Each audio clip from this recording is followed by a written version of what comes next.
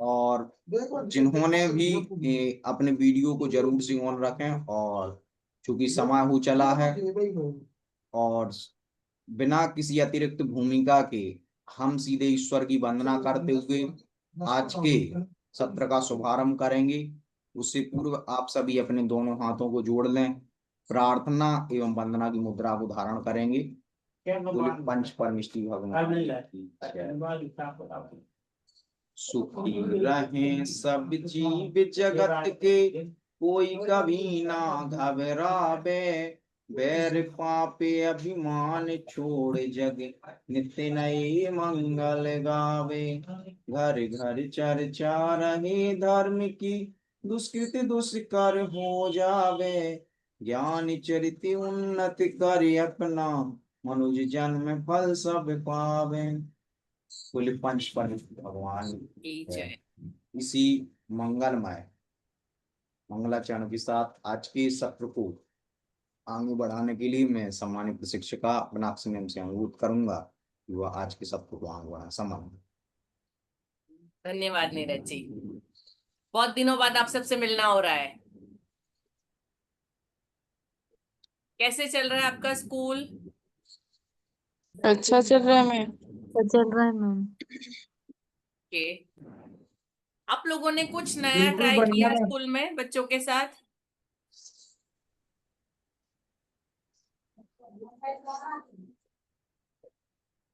किसी ने कुछ भी नया ट्राई किया बच्चों के साथ?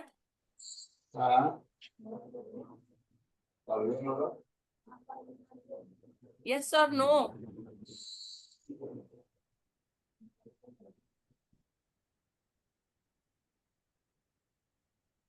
नहीं किया। रूटीन जो चल रहा है वही पढ़ा रहे हैं आप, उसी के हिसाब से चल रहा है, और कुछ एक्स्ट्रा नहीं?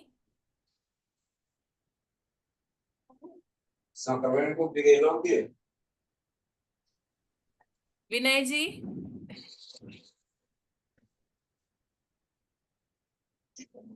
हाँ, धनंजय जी बोल रहे हैं नो।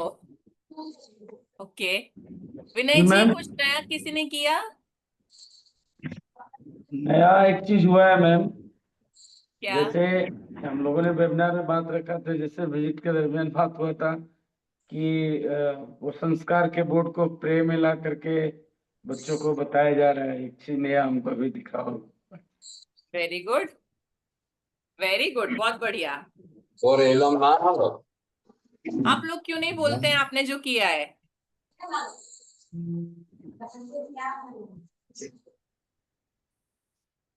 आपने जो सीखा उस सब का उपयोग चल रहा है, कर रहे हैं? जी मैम। ओके। अच्छा, आज का जो हमारा टॉपिक है मूल्य शिक्षा। पहले मुझे कोई बताएगा व्हाट आर वैल्यूज? मूल्य क्या होते हैं? जीवन में मूल्यों का क्या महत्व है?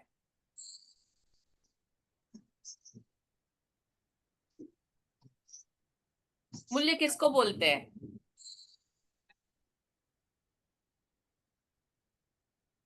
मूल्य मतलब क्या? वैल्यूज क्या होती है जीवन में? प्लीज, कोई भी। गलत होगा तो कोई बात नहीं, मैं बैठी हूँ सुधारने के लिए, लेकिन कोशिश तो करिए प्लीज। मैम कीमती समय। जी? बोले आ, कीमती। नहीं नहीं यशोदा जी, वो मतलब भौतिक चीजों के बारे में बात है, वो कीमती मूल्य मतलब उसकी कीमत, वो नहीं। हम जीवन के मूल्यों की बात कर रहे हैं। जीवन के मूल्य, एक इंसान के जीवन में कुछ मूल्य होते हैं, कुछ आदर्श होते हैं, हम उसकी नमस्ते बात कर रहे हैं।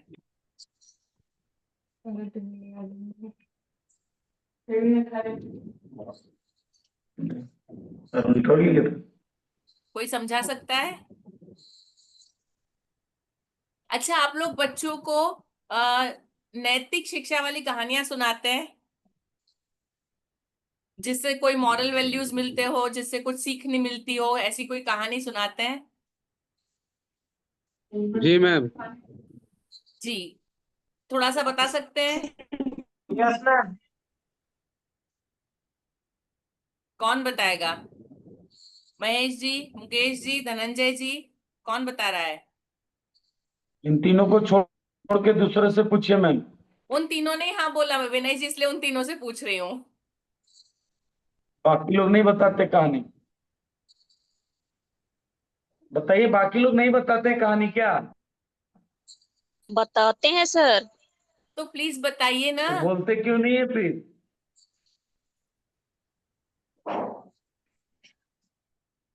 हम जब भी थोड़े से अंतराल के बाद मिलते हैं, सब लोग बोलना शुरू करने में थोड़ा टाइम लगाते हैं। 10 मिनट के बाद सब लोग बोलना शुरू करेंगे। ऐसा है?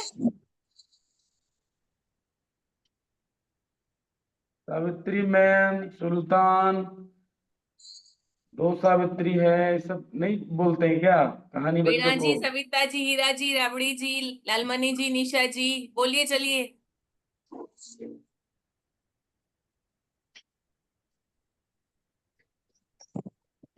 प्लीज कोई बोलिए। मीना जी आप बताइए।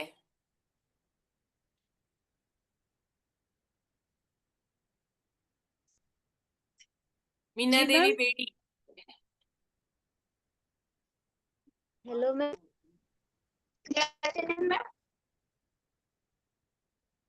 आप बच्चों बच्चों को को कोई मोरल ऐसी वैल्यू बोधक का कोई कहानी सिखाते कहानी हैं, सुनाते बताते हैं? हैं तो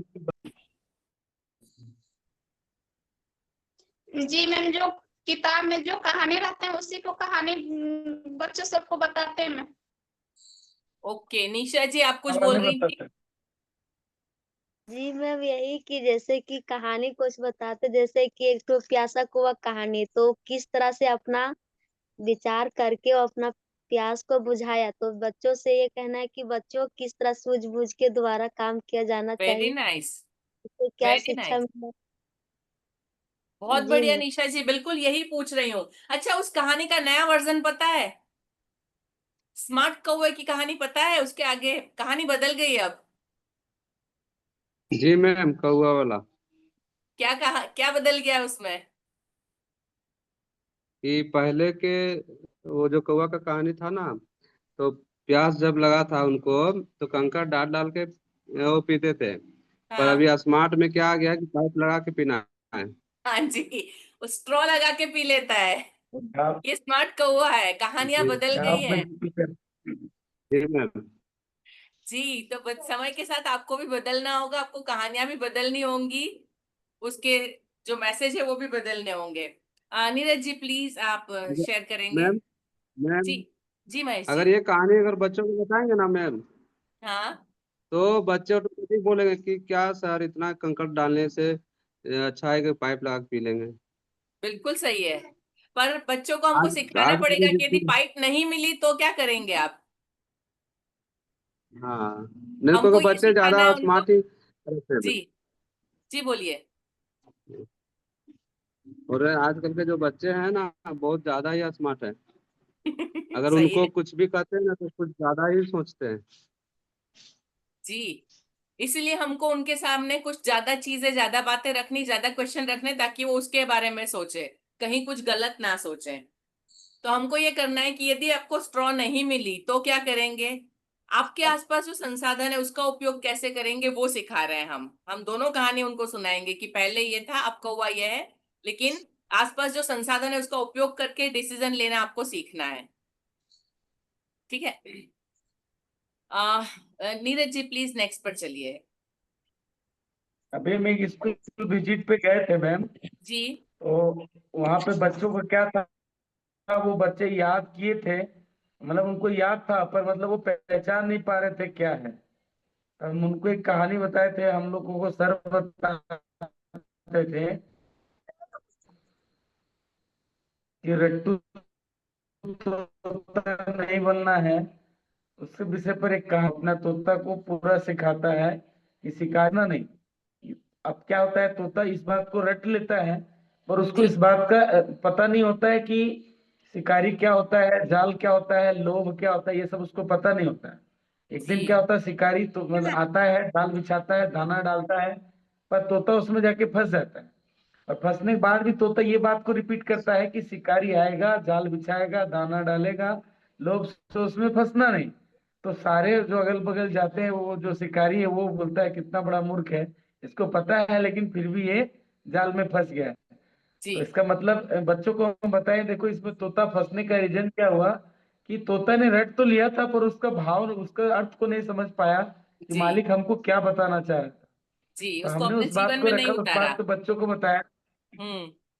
हाँ, तो हमने वो बच्चों को बताया कि सर ने तो आपको बताया पर आपने उसको केवल रट लिया।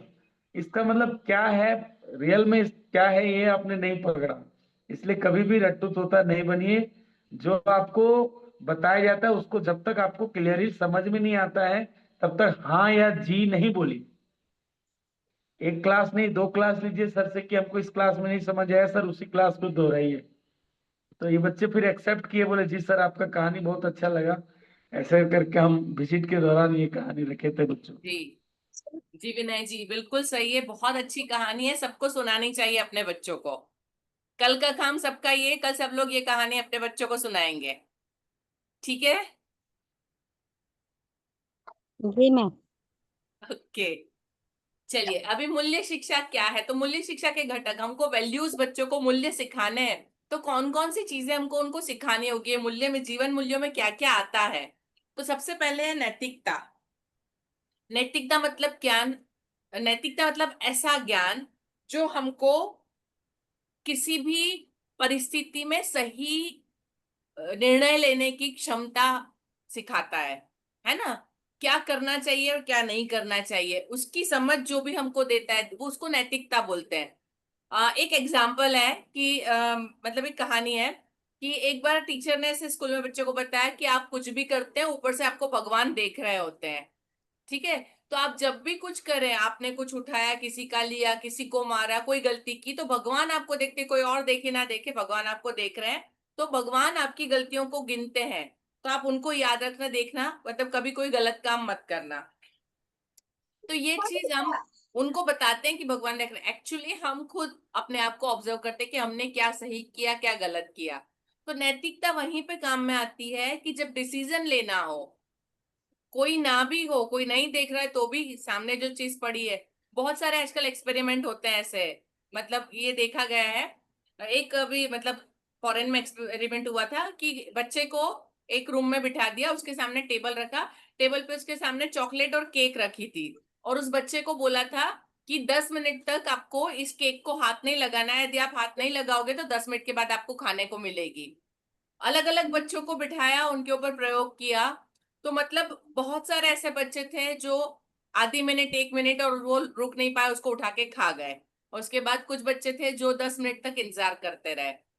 उसका मतलब उसके बाद उनके ऊपर कंटिन्यूअस स्टडी की गई। जब बच्चे बड़े हो गए तो जिन बच्चों ने उस वक्त केक नहीं खाई थी वो अपने जीवन में बहुत ज्यादा सफल व्यक्ति बने, और जिन बच्चों ने केक खा ली थी, जो अपने आप पे कंट्रोल नहीं कर पाए थे, वो अपने जीवन में उतनी सफलता प्राप्त नहीं कर पाए थे जितनी उनको करनी चाहिए थी, जितनी उन्होंने मेहनत की थी। क्यों? क्योंकि उनके अंदर अपने नैतिक मूल्य नहीं थे। जहां पे उनको डिसीजन लेना होता है वहां पे सही डिसीजन वो नहीं ले पाते, इसलिए वो अपने जीवन में पीछे रह गए। काफी सालों ये रिसर्च चली और उसके बाद ये सब कुछ आया है। तो नैतिकता कितना महत्वपूर्ण योगदान निभाती है, मतलब जीवन को सही दिशा देने में या सही रास्ते पे चलाने में। तो नैतिकता मतलब किसी भी चीज की जिम्मेदारी लेना खुद, सही गलत को पहचानना, ठीक है, और सही समय पे सही निर्णय लेना। हम बहुत सारी नैतिकता के लिए, मैं आगे डिटेल में समझा भी रही हूँ कि ये सारे गुण सिखाएंगे कैसे। पहले हम इन गुणों को समझ लें, फिर उनको सिखाना समझते हैं। सेकंड है चरित्र निर्माण, कैरेक्टर। कैरेक्टर कैसा होना चाहिए, किसी भी व्यक्ति का चरित्र कैसा होना चाहिए। उसका चरित्र ऐसा होना चाहिए जिसपे दूसरे लोग भरोसा कर सके, है ना। उसका व्यक्तित्व प्रभावशाली होना चाहिए, वो दूसरों को समझने वाला, अपनी बात को पूरे तरीके से रखने वाला, सही निर्णय लेने वाला, और ताकि दूसरों भी उसको जाने, उसको समझे कि ये व्यक्ति, इस व्यक्ति का, हम लोग भी जानते हैं ना। हम कभी 2-3 फ्रेंड्स होते हैं, किसी एक ने बोला, हमने फोन किया कहाँ है, तो बोलते बस मैं रास्ते में हूँ, पहुंच रही हूँ। हम बोलते वो झूठ बोल रही, घर से निकली नहीं होगी। तो हमको पता है उसका चरित्र कि वो झूठ बोलती है, रास्ते में नहीं है, वो घर से निकली नहीं, फिर भी बोल सकती है। तो ये हम, हमारे दिमाग में एक चित्र होता है, यस और नो। दिमाग में एक चित्र होता है, यस और नो। Yes ma'am. जी सबने मैम। ये महसूस किया है।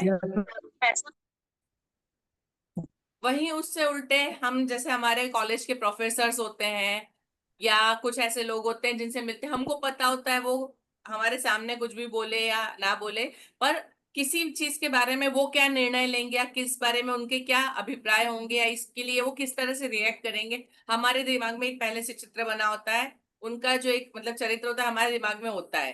तो हम, नहीं इसके लिए तो सर डांटेंगे, इसके लिए सर ऐसे बोलेंगे, हमको ये ऐसे करना चाहिए। एम आई राइट? यस और नो? आप यस सबने मैम। भी ये महसूस किया होगा। यस। तो चरित्र निर्माण Yes, ma'am. ये मूल्य शिक्षा का एक बहुत बड़ा घटक है। चरित्र बनता है, जिसकी मूल्य शिक्षा मिलती है उन बच्चों का चरित्र बहुत अच्छा बनता है। उसके बाद है भावात्मक बुद्धि। भावात्मक बुद्धि मतलब क्या? भावों को समझने की बुद्धि जिसमें होती है, दूसरों के मन में क्या भाव आ रहे हैं। हम लोग हमेशा जब भी होते हैं हम सिर्फ अपने जूते में पैर रखते हैं और वहीं से देखते हैं। बोलते हैं दूसरे के जूते में पैर रखो तो पता चलेगा कि वो कहाँ कहाँ चुभता है। मतलब दूसरे व्यक्ति की पर्सपेक्टिव से सोचो आप कि वो जिस परिस्थिति में है वहां पे वो क्या सोचता है। अभी आज एक बच्चा होमवर्क भूल गया, आया आपके पास, ईमानदारी से बता रहा है मैडम मैं होमवर्क भूल गया। ठीक है, आप उठा के उसको तमाचा लगा देते हैं, आपको गुस्सा आ रहा है कैसे भूल गए, लेकिन वो ईमानदारी से बता रहा है। आप उसकी जगह पे बैठ के सोचिए कि नहीं करके आया फिर भी आपके पास आया और बता रहा है ना। अब यदि वह उस वक्त आप उसको बोलेंगे ठीक है क्यों भूल गए, कारण बताइए, आप उससे बातचीत करेंगे, उसको मौका देंगे, तो दोबारा वो सच बोलने की हिम्मत करेगा। आप उसके भावों को समझिए। क्लियर हो रही हूं मैं? सबको समझ आ रहा है? जी जी मैम। मैम। भावों को यस मैम। समझना, जी दूसरे मैम। व्यक्ति किस तरह की परिस्थिति में, उसके मन में क्या भावनाएं चल रही है, वो क्या सोच रहा है। जब भी हम झगड़ा होता है कुछ होता है तो हम क्या बोल रहे हैं, हम अपनी बात को रखते हैं पर हम कभी सामने वाले की तरफ से नहीं सोचते हैं। जब आप सिर्फ इतना सा कर दीजिए, अपनी जगह उसकी तरह से सोचना शुरू कर दीजिए, तो पूरी परिस्थिति बदल जाएगी। ठीक है, तो ये होती है भावात्मक बुद्धि। भावात्मक बुद्धि जिसमें होती है उसमें समानुभूति होती है, सहानुभूति होती है, और वो अपने भावों पे कंट्रोल कर सकता है। अभी सहानुभूति तो सबको पता है, सहानुभूति सबको पता है ना? यस और नो? यस मैम, दया भाव जैसे, मतलब अपना जी प्रकट करना मैम। जी। और समानुभूति, एम्पैथी, समानुभूति,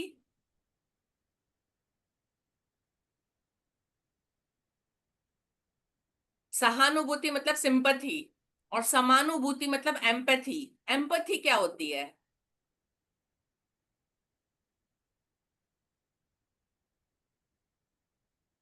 एम्पैथी मतलब समानुभूति, समान अनुभूति, सबको अपने समान समझना। कई बार कई लोगों का व्यवहार, यदि वो बहुत पैसे वाले तो होते हैं तो उनका तरीका अलग होता है, वो किसी पोस्ट पे होते हैं तो उनका बोलने का तरीका अलग है ना। बोलते हैं ना चाय से किटली ज्यादा गर्म होती है।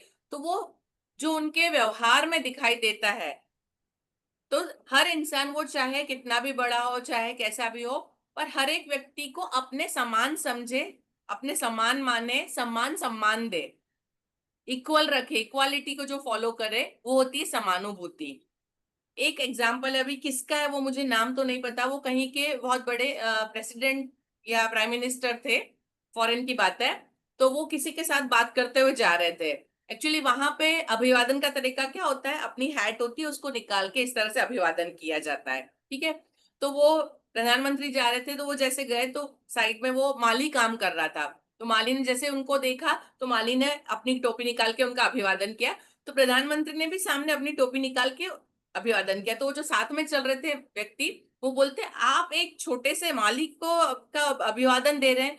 तो बोले मैं, क्योंकि उसने मुझे अभिवादन दिया मैं उसका उत्तर दे रहा हूँ, और यदि कोई व्यक्ति मुझे सम्मान देता है तो वो भी उतने ही सम्मान का हकदार है। मैं उसको सामने वही सम्मान वापस कर रहा हूँ जो उसने मुझे दिया है। यदि मैं ना करूं तो मैं उससे कम हो गया। यदि मैं, उसने मुझे अभिवादन किया और मैं उसको जवाब ना दूं तो मैं उससे कम हो गया, मैं उससे छोटा हो गया। कम से कम मैं उसके बराबर तो रहूं कि मैं उसका जवाब दूं। तो ये होता है भावात्मक बुद्धि की। कोई आपके साथ जैसा करता है रेसिप्रोकेट करना। ठीक है, तो ये सामने सम्मान देना उस तरीके से, तो ये होती है भावात्मक बुद्धि। नेक्स्ट है विविधता का सम्मान। विविधता का सम्मान मतलब क्या?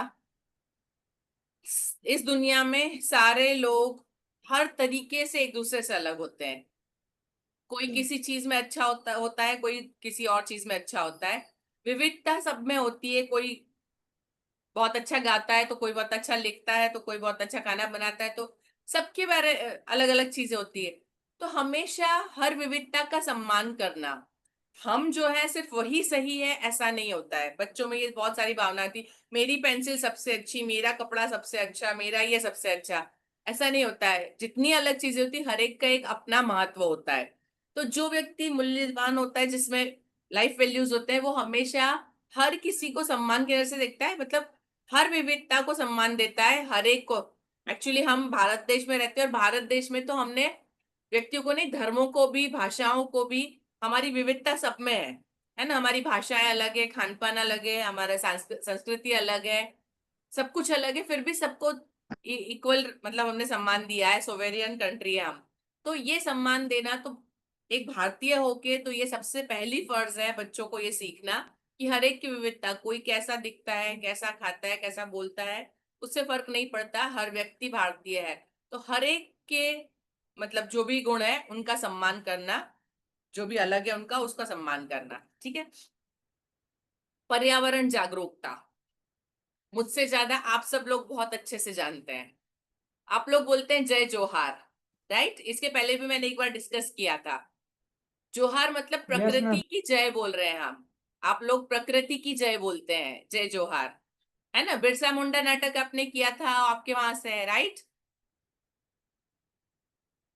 जी मैम। प्रकृति यस मैम। मतलब जी आप मैम। जिस अंचल में रहते हैं, प्रकृति को मतलब अपना ईश्वर माना जाता है। हर कोई मानता है, लेकिन वहां पर इसको व्यक्त भी किया जाता है बातों में, हर रोज की बातों में उसको लेते हैं हम। ठीक है। तो प्रकृति का सम्मान करना, पर्यावरण के प्रति जागरूकता। तो बच्चों को सिखाना है हमको कि पर्यावरण के प्रति कैसे, पर्यावरण के अंदर सब कुछ आता है, सिर्फ पेड़ पौधे नहीं। वहां रहने वाले जानवर भी आते हैं, वहां की हवा भी आती है, वहां का पानी भी आता है। जितनी भी चीजें पर्यावरण में है उन सबके प्रति जागरूकता, उन सबको स्वच्छ रखना, सुरक्षित रखना, है ना, उसका सम्मान करना। ये सारी चीज, पर्यावरण को बचाना और उसको बनाए रखना, ये हर एक व्यक्ति के अंदर होना चाहिए, है ना। कहीं कोई कहीं भी थूक देता है, कहीं भी धुआं कर दिया, कहीं भी कचरा फेंक दिया। हमने इसके लिए आप सबने नाटक किया, आप इसको बहुत अच्छे से जानते हैं कि पर्यावरण को संभालेंगे तो हम संभलेंगे। तो ये चीज बच्चों में होना चाहिए, उनको पता होना चाहिए कि यदि पर्यावरण अच्छा है तो हम जीवित है, वरना नहीं है। उसके बाद है आध्यात्मिक और सांस्कृतिक मूल्य। आध्यात्मिक मतलब ये एक्चुअली रिलेटेड होता है हमारे भावनाओं के साथ, हमारी सोच के साथ। शांति, प्रेम, अहिंसा, ये जो सारे गुण है वो आध्यात्मिक गुण है। और सांस्कृतिक मूल्य जो होते हैं वो, संस्कृति किसको बोलते हैं, कोई बताएगा? व्हाट इज संस्कृति? कल्चर क्या होता है? कैसे डिफाइन करेंगे आप कल्चर को? संस्कृति क्या होती है?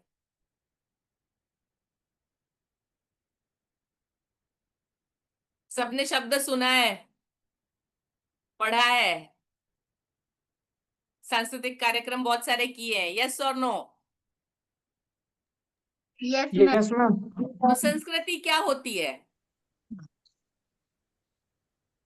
संस्कृति मतलब क्या, कैसे समझाएंगे? कोई कोई बच्चा पूछे तो आप कैसे समझाएंगे?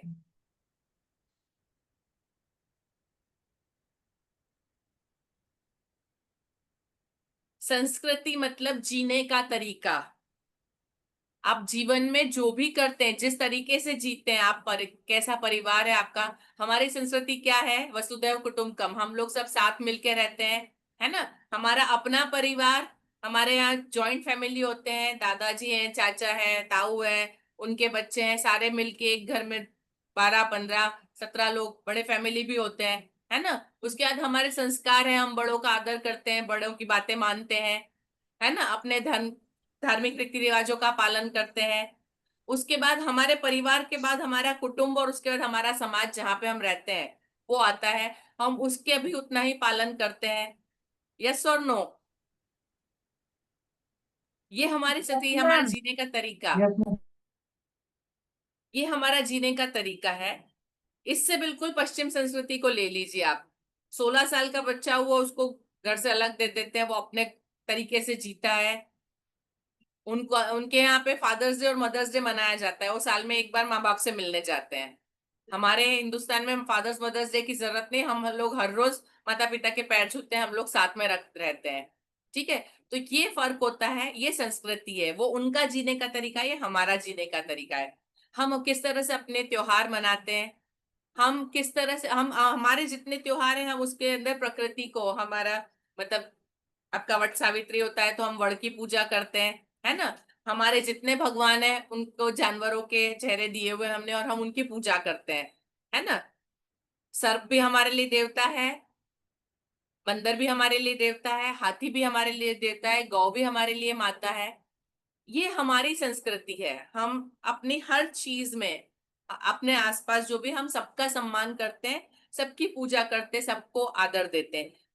ये हमारा जीने का तरीका, हम इस तरह से अपने त्योहार मनाते हैं। हम अपने परिवार इस तरह से, हमारे यहाँ शादियों के जो भी तरीके होते हैं वो, ये सारी हमारा सारा जीने का तरीका, हम किस तरह के गीत संगीत यूज करते हैं, क्या गाते हैं, क्या लिखते हैं, कौन सी कहानियां लिखते हैं, किस तरह का साहित्य पढ़ते हैं, ये सारा हमारी संस्कृति होता है। साहित्य के अंदर भी हमारा जो सामाजिक जीवन है वही लिखा होता है, जो कहानियां होती है। आप रामायण देख लो, आप महाभारत देख लो, है ना। सोशल कल्चर, उस वक्त आज से 5,000 साल पहले की कहानी भी आज जैसी आपको लगेगी, सिस्टम वैसा ही है सारा कुछ। हर एक की मतलब पिता की बात मानना, ये वो, भाइयों के झगड़े महाभारत में हमने देख लिए, है ना। स्त्री किस तरह से अपना कर्तव्य पालन करती है, हमने रामायण में भी देखा, महाभारत में भी। तो जिंदगी का हर पहलू देखने को मिलता है। तो ये है हमारी संस्कृति, ये हमारे सांस्कृतिक मूल्य। तो सांस्कृतिक मूल्य मतलब व्यक्तिगत और सामाजिक तौर पर व्यक्ति किस प्रकार से व्यवहार करेगा। क्लियर? Yes ma'am. अभी यदि आपसे कोई पूछे संस्कृति क्या और सांस्कृतिक मूल्य क्या, तो आप समझा पाएंगे?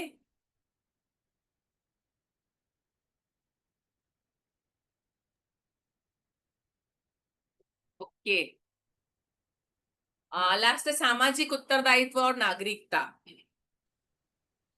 हम जिस समाज में रहते हैं उसके अंदर आसपास जो भी लोग हैं वो सब लोग सुखी रहें, अच्छे से रहें, खुश रहें, मतलब हम किसी के लिए परेशानी ना बने, ना कोई हमारे लिए परेशानी बने। तो ये हमारा सामाजिक उत्तरदायित्व है। ठीक है, आप जिस समाज में रहते हैं, हम जहाँ पे रहते हैं आसपास में, हम कितनी भी मतलब जो भी हम अपनी तरफ से कर सके उसको ठीक रखने के लिए। और नागरिक बनना मतलब जैसे नियम, हम जिस जगह पे रह रहे हैं वहां पे जिन नियमों का पालन करना चाहिए, हम उन नियमों का पालन करके और अपनी पूरी मतलब क्या बोलते हैं, जिम्मेदारी के साथ अपने सारे जो भी कर्तव्य हैं उनका पालन करें। ठीक है, एक अच्छा नागरिक वो होता है जो अधिकारों के साथ अपने कर्तव्यों को भी याद रखता है और उनका पालन करता है। तो सामाजिक रूप से एक बच्चा कल जब बड़ा हो तो वो एक अच्छा नागरिक बने, अपने देश से प्यार करे, अपने देश के लिए काम करे। मैं 7th स्टैंडर्ड एसएस पढ़ाती हूँ, मैं बच्चों को ये चीज सिखाती हूँ। मैं उनको बोलती हूँ मैं अभी आपको सिखा रही हूँ, आपको अभी काम नहीं आएगा, लेकिन जिंदगी में जब ये डिसीजन लेने का मौका है तब एक बार सोचना। क्योंकि आजकल बहुत चलन है कि लोग फॉरेन चले जाते हैं, यहाँ से नहीं पढ़ने के लिए फॉरेन चले गए, वहां बस गए। मैं उनको बताती हूँ कि आप सीखे यहाँ पे, जन्मे यहाँ पे, आपने पढ़ाई लिखाई यहाँ की, आपने जितना लेना था सब कुछ यहाँ पे लिया। और जब आप एक पढ़ लिख के एक व्यक्ति बन जाते हैं, जब सेवा करने का समय आता है, जब आप कुछ कर सकते हैं, तो आप विदेशों में जाते हैं, तो आप उनकी गुलामी करते हैं वहां जाके। आपको दिया सब कुछ इस देश ने, जब वापस करने का टाइम आया तो आप दूसरों को वापस कर रहे हैं, अपने देश को नहीं कर रहे हैं। आप देख लीजिए जितने भी वर्ल्ड की जो बड़ी बड़ी कंपनी है ना, गूगल हो गया या फेसबुक हो गया या कोई भी, वहां पे जो बड़े बड़े पदाधिकारी हैं वो सारे भारतीय लोग हैं। भारत को छोड़ के वो वहां जाके उनका काम कर रहे हैं, और वो कंपनियां, विदेशी कंपनियां पैसा कमा रही है उससे बहुत सारा, उसका उपयोग हम भी करते हैं। लेकिन यदि वही भारतीय लोग भारत में रहते और भारत के लिए काम करते तो आज वो कंपनियां यहाँ चलती। एम आई राइट और रॉन्ग? जी मैम। मैं सही हूँ या गलत हूँ? जी मैम। सही है। मैं ये चीज बच्चों को सिखाती हूँ, आप भी कोशिश करिएगा जब भी आपको लगे। मैं बच्चों को बोलती हूँ अभी आपको समझ ना आए तो एटलीस्ट याद रखना, तो जिस दिन डिसीजन लेना है उस दिन आप सही डिसीजन लो, या तो फिर यदि आपको कुछ करना है तो ऋषि सुनक बनो। कौन है वो?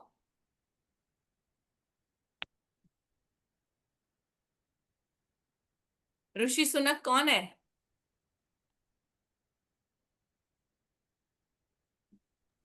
पता नहीं। वो एक भारतीय हैं जो इंग्लैंड के प्रधानमंत्री बने 75 साल में।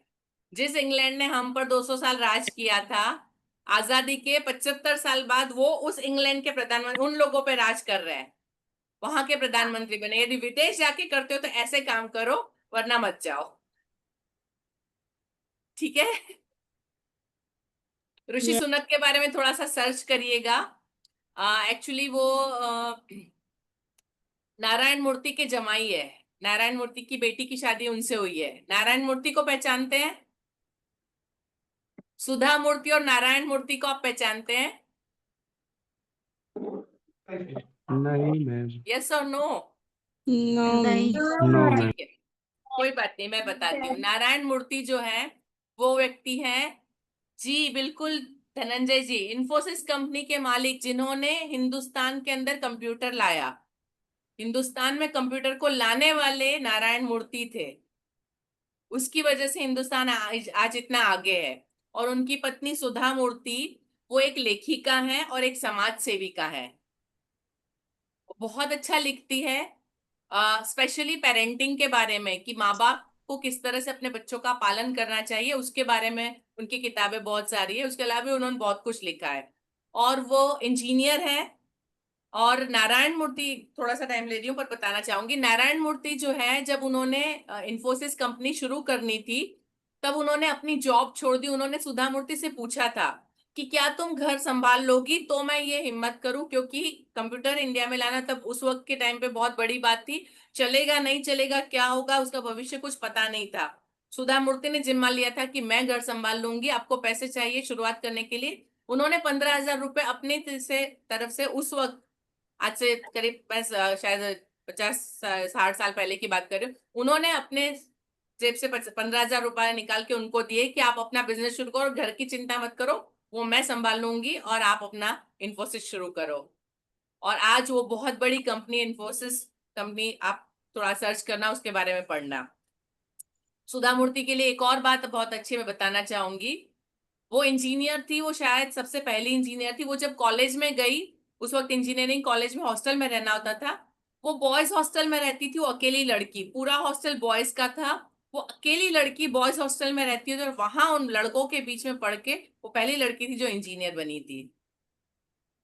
ये तो बहुत इन लोगों के बारे में थोड़ा जानना चाहिए, कभी मौका मिले, नेट पे बहुत कुछ अवेलेबल होगा, प्लीज सर्च करना और जानना। सुधा मूर्ति बहुत अच्छा व्यक्तित्व है जानने के लिए, ठीक है? चलिए नेक्स्ट पे चलेंगे प्लीज नीरज जी। अभी मूल्य शिक्षा कैसे दें? हमने मूल्य क्या है समझ लिया, आपको पता है क्या सीख, पर कैसे सिखाना है अब हम ये डिस्कस करेंगे। उदाहरण प्रस्तुत करना। अभी मुझे आप बताइए कि बच्चों के लिए उदाहरण आप कैसे प्रस्तुत करेंगे?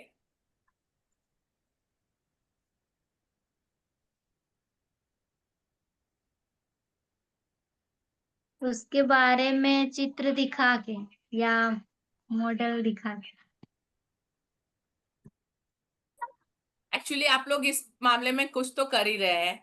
आपको संस्कार के पॉइंट्स दिए हैं, वो भी जीवन मूल्य हैं, जो संस्कार के पॉइंट्स आप सिखाते हैं, जो 25 पॉइंट आप डिस्कस कर रहे हैं बच्चों से, जो सिखा रहे हैं, है ना?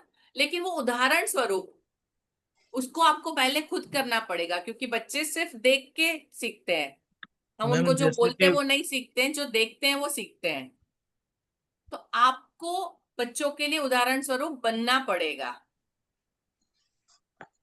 कैसे बनेंगे? यदि आपको पंक्चुअलिटी सिखानी है बच्चों को, कि आपको समय का पाबंदी रखना है, तो पहले आपको समय का पाबंद होना पड़ेगा। आपको अपनी कक्षा में समय पे पहुंचना पड़ेगा, आपको समय पे कोर्स खत्म करना पड़ेगा, या आपने जो काम बच्चों से करवाना है उनको करके देना है। आपको अपनी तैयारी उस समय से तैयार रखनी होगी।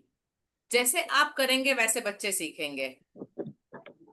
मैं बहुत सारी बातें आप लोगों से डिस्कस मैं अपने बच्चों से भी इसी तरह से डिस्कस करती हूँ।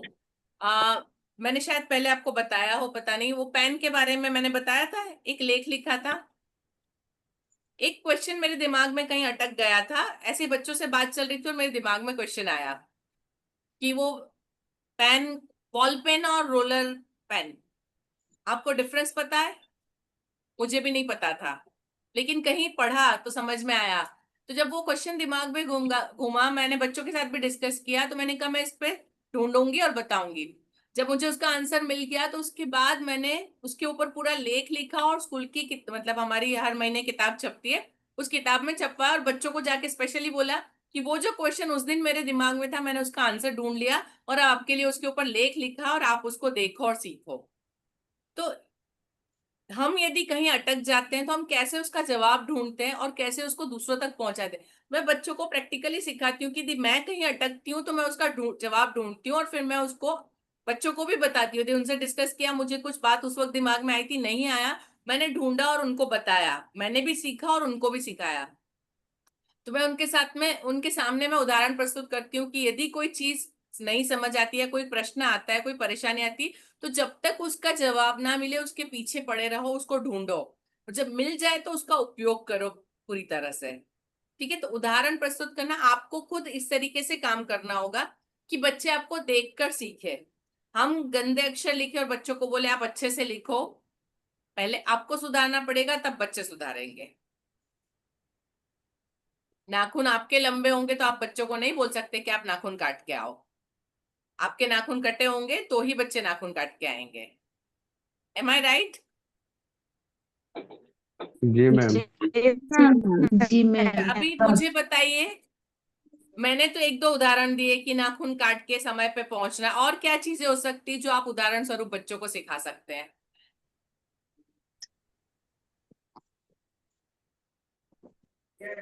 महापुरुषों के जीवनी, कैसे? हम जैसे कि उनके जीवनी से हम प्रेरणा ले सकते हैं कि हम भी अपने मतलब देश के काम आ सकते हैं, समाज के काम आ सकते हैं। जी धनंजय जी, वो बिल्कुल सही है, लेकिन मैं ये बोल रही हूँ हमको उदाहरण बनना है, हमको करना है, हम क्या करेंगे? मैम साफ सफाई में रहना, जैसे जी कपड़ा साफ सफाई करना। जी बिल्कुल उषा जी। जैसे मैम समय पर हम खुद स्कूल पहुंचेंगे तो बच्चों को भी बताएंगे आप भी समय पर पहुंचिए। जी बिल्कुल। मैम मैं तो बच्चे लोग से प्रैक्टिकल भी करवाए थे मैम, जैसे कि बच्चे लोग को बताए कि आप लोग पानी पीते हो तो खेलने के बाद तुरंत जस्ट पानी नहीं पीना चाहिए, थोड़ा नॉर्मल होइए उसके बाद पानी पिए।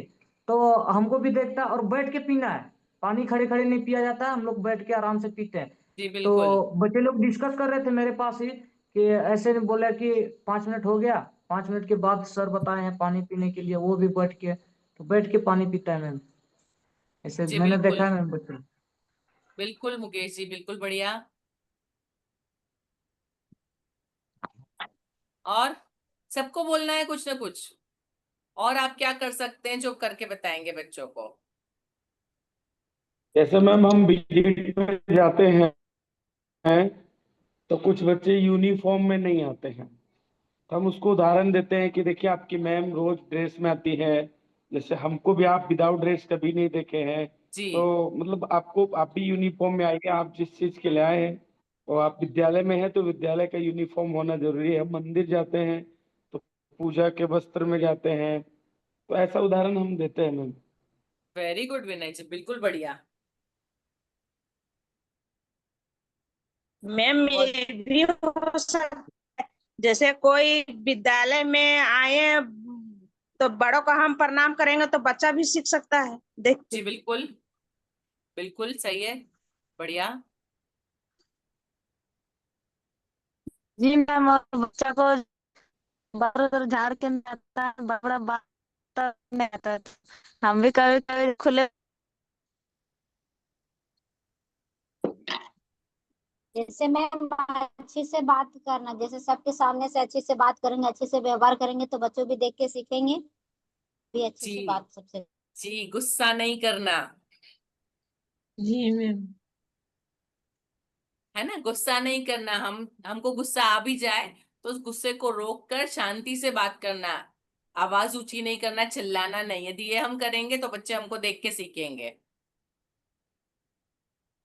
और कुछ? मैम हम बड़े को अगर मतलब सामान देंगे तो बच्चे भी मतलब उनको जी सामान देंगे। जी बिल्कुल, बड़ों का सम्मान हम करेंगे तो बच्चे देख के सीखेंगे। Very good. हीरा जी, बीच में आपने कुछ कहा, शायद मैं नहीं सुन पाई हूँ। जी मैम, जैसे कि हम बोले हैं कि जैसे कि मान लीजिए स्कूल में जैसे अभिभावक लोग आता है, तो जैसे सबसे पहले तो हमें को जैसे उसको बैठने के लिए बोलना पड़ेगा, तब ना बच्चा बच्चा देख के मत कोई भी अगर अभिभावक आएगा तो उसको बैठने के लिए वेरी बोलेगा। गुड, वेरी गुड, बिल्कुल। कोई भी आता है तो उसको बैठने के लिए बोलना तो बच्चे सीखेंगे, बिल्कुल, वेरी गुड।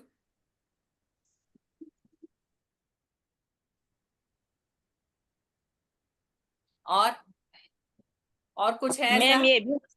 मैम जी ये भी हो सकता है, यदि कोई हमको सम्मान दे रहा है कुछ भी कोई चीज, तो उसको हम थैंक यू बोल रहे हैं तो बच्चा भी देख के सीख सकता है कि ये भी थैंक यू बोल रहे हैं, तो हम भी कोई चीज हमको कोई सम्मान देगा तो हम भी थैंक यू बोलेंगे। जी बिल्कुल, बिल्कुल सही है। थैंक यू, सॉरी और प्लीज, ये 3 शब्द सिखाना और उसका उपयोग खुद भी करना। मेरे शिक्षक है ना, वो आपस में जब तक समान उम्र के होते हैं तो एक दूसरे से तू करके बात करते हैं। जब भी मैं उनको सुनती हूँ मैं उनको टोकती हूँ कि आपको आपके पर्सनल रिलेशन आप घर पे रखिए, स्कूल के बाहर, क्लास के बाहर, बच्चों के सामने कभी एक दूसरे को तू करके नहीं बुलाना। कोई भी टीचर हो दूसरे टीचर को, उम्र से छोटी भी है मुझसे भी, जो मैं अपने प्यून को भी आप करके बुलाती हूँ। मैं कभी अपने प्यून को भी तू करके नहीं बोलती हूँ, भले वो मुझसे बहुत छोटा है उम्र में, फिर भी कभी नहीं। उनको यही सिखाती हूँ, यदि बच्चे आते हैं, यदि मैं उनको आप बोल रही हूँ तो बच्चे उनको आंटी बोलेंगे, आप बोलेंगे, अदरवाइज वो उनको रिस्पेक्ट नहीं देंगे। तो हम जैसा करेंगे, हम जैसे बुलाएंगे दूसरों को, जैसे संबोधित करेंगे, बच्चे वो सीखेंगे। तो ये संबोधित करना, प्लीज बोलना, थैंक यू बोलना। नो डाउट मैं प्रिंसिपल हूँ तो भी मैं किसी भी क्लास में जाने से पहले यदि टीचर वहां पे, तो उस टीचर से मे आई कम इन पूछ के, वो फिर बच्चे देख के सीखते हैं, मैं हमेशा पूछ कर ही एंटर करती हूँ। या मुझे उनको कुछ बोलना है तो मैं पूछती हूँ, मैं आपका 1 मिनट ले लूं, मैं आपसे 2 मिनट बात कर लूं। तो बच्चे इस चीज को समझते हैं तो वो भी कभी क्लास में बिना पूछे नहीं घुसते हैं। तो ये चीजें हम करके सिखा सकते हैं। कुछ और चीजें हैं जो आप सिखा सकते हैं खुद करके। एक तो किताबें पढ़ना, दूसरा है अखबार पढ़ना। आप जब ये चीजें पढ़ेंगे, इनको जानेंगे, यदि आपके पास आदत होगी, जैसे मैं कुछ कुछ जानती हूँ तो आपको बताती हूँ, अभी जैसे सुधा मूर्ति के बारे में या उनके बारे में, यदि मैं जानती थी, मैंने पढ़ा है, मैंने जाना है, मैंने उनको देखा है, तो मैं आपको बता सकी। तो ऐसे यदि आप पढ़ते होंगे, आप जानते होंगे, तो आप बच्चों को बता पाएंगे, तो उनके अंदर वो एक नेचुरल। किताबें पढ़ना बहुत अच्छी आदत है, और आजकल तो मोबाइल आने के बाद बच्चे किताबों से दूर होने लगे। ये हमको नहीं करना है, हमको बच्चों को किताबों की तरफ ले जाना है, उनको सिखाना है। यदि आप कोई किताब पढ़ेंगे, मैं बच्चों से डिस्कस करती हूँ, वो मुझे बताते हैं मैडम मैं ये किताब पढ़ रहा हूँ, तो मैं भी उनको बताती हूँ कि मैं ये किताब पढ़ रही हूँ। तो आप पढ़िए, बच्चों से डिस्कस करिए, ताकि वो भी आपको देख के सीखे। है ना, आप लोगों को शायद कुछ किताबें दी गई थी, लेकिन आपने उनको पढ़ा है? यस और नो? जी मैम, एक किताब हमको मिला था तो पढ़े हैं, मतलब वही 40-50 पेज। ओके, बढ़िया। मैम अभी कभी जो बच्चों आप को, अभी बताएं थैंक यू एक्सक्यूज मी, उसके बारे में बच्चों एक बार बताए थे, जैसे इसको मैजिक वर्ड के नाम से भी हम लोग जानते हैं, जो बताएं अभी। जी thanks, excuse me, sorry, please. जी जी ठीक है। बिल्कुल, ये मैजिकल वर्ड्स है, सही बात है। Poliana book, okay. आपने उसको पढ़ा, बच्चों को कभी बताया इसके बारे में, धनंजय जी?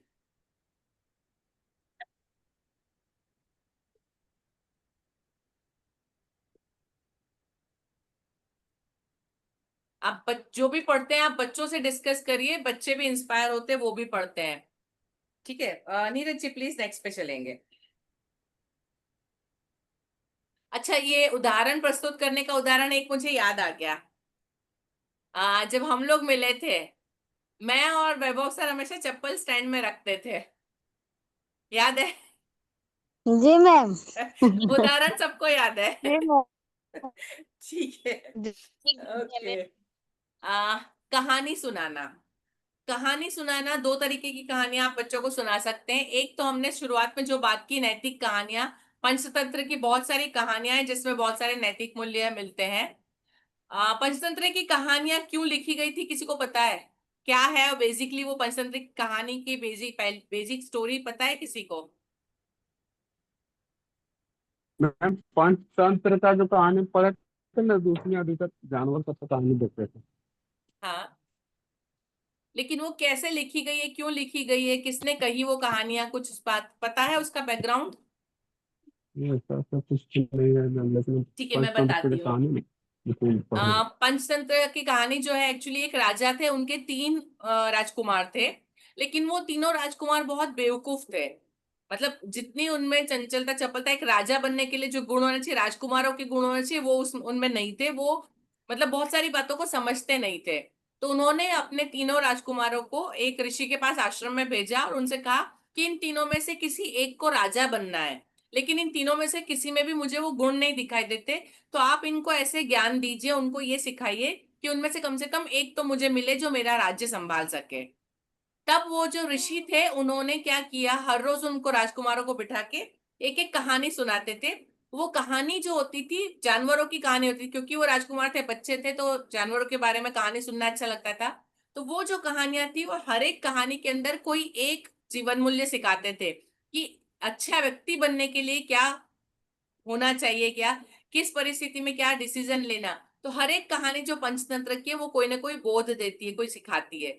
तो इस तरह से उन तीनों राजकुमारों को पंचतंत्र की कहानियों के द्वारा सिखाया गया, और उन कहानियों के बाद उनको बुद्धि आई, वो समझदार हुए, और फिर उनमें से वो आगे जाके राजा बने। तो ये है बेसिक कहानी पंचतंत्र के पीछे। तो जितनी भी पंचतंत्र की कहानियां हैं वो जीवन में काम आने वाली कहानियां हैं बच्चों के, ठीक है। उसके अलावा दूसरा काम करना, जो जीवंत अनुभव है उनकी कहानियां सुनाना। ये मैंने पिक्चर लिया है, वो किसके पिक्चर है देख सकते हैं आप, कुछ बता सकते हैं?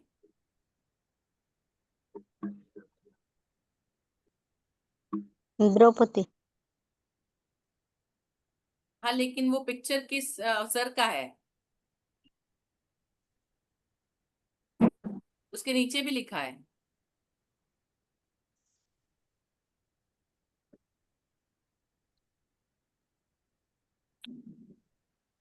सौरभ।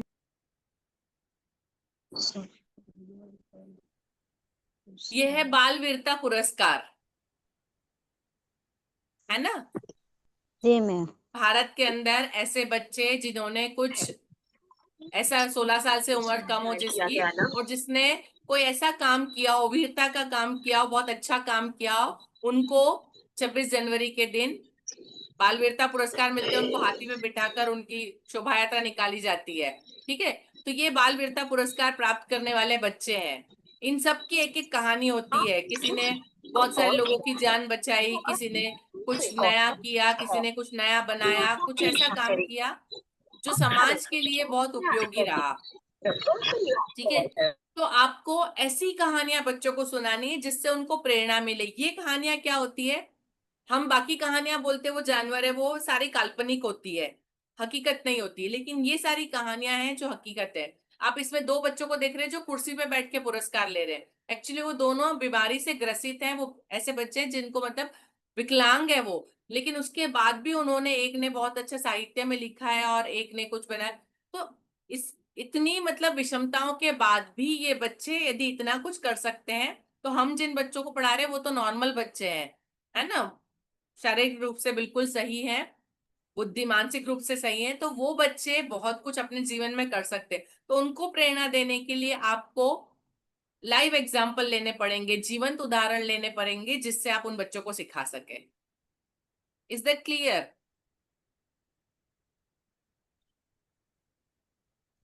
विनय जी, अब एक ये टास्क रहेगा, हर महीने में कम से कम एक दिन कहानी का दिन रखेंगे, और उस दिन सभी लोग ऐसे कोई बाल वीरता पुरस्कार प्राप्त किसी बच्चे की कहानी बच्चों को सुनाएंगे। आप तय कर लीजिए कि कौन से हफ्ते में करेंगे या कौन से दिन या कोई स्पेशल डे या जैसे भी करना हो, लेकिन ये महीने में एक बार कम से कम होना चाहिए। जी मैम। सब लोग नोट कर लीजिए, और आप कोई भी एक हफ्ता या कोई एक दिन तय कर लीजिए, ठीक है। नीरज जी प्लीज नेक्स्ट पे चलेंगे।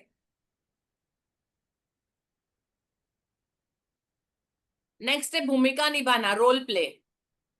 वैसे तो आप लोगों ने रोल प्ले बहुत सारा किया है, बच्चों से भी करवाया, आपको पता है रोल प्ले क्या होता है, पता है ना? जी सुनीता जी,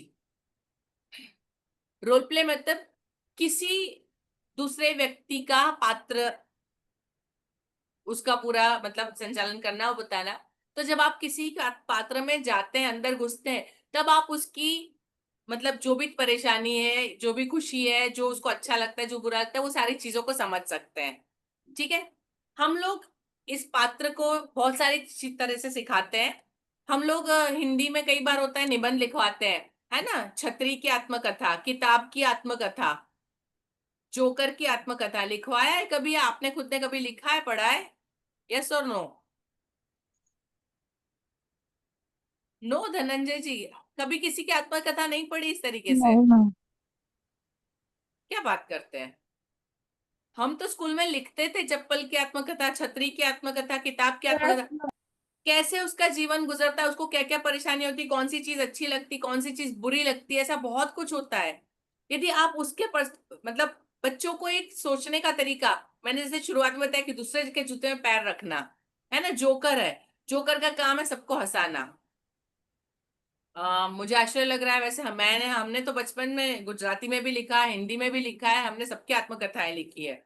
एक चप्पल की भी लिखी है, एक छतरी की भी लिखी है, इसलिए मुझे ये सारी चीजें याद है। एक पेंसिल की आत्मकथा कि मैं जब मतलब मेरा जन्म कैसे हुआ, तो मैं एक फैक्ट्री में जन्मी, मुझे किससे बनाया गया, तो मुझे लकड़ी से एक पेड़ का हिस्सा थी, कभी मैं पेड़ हुआ करती थी और कभी मैं इस तरह से पत्थर थी, मैं आधी पत्थर थी आधा पेड़ थी, हमको मिला दिया गया, फैक्ट्री से बनी, मुझ पर कलर हुआ, उसके बाद मुझे पैक किया गया, वहां से मुझे भेजा गया, बहुत टाइम तक अंधेरे में पैक में पड़ी रही थी, फिर शायद किसी दुकान में पड़ी रही, बाहर से आवाज सुनाई देती थी, हम अंदर सुनते थे, पेंसिल बोलती है ये सब, पेंसिल फील करती है।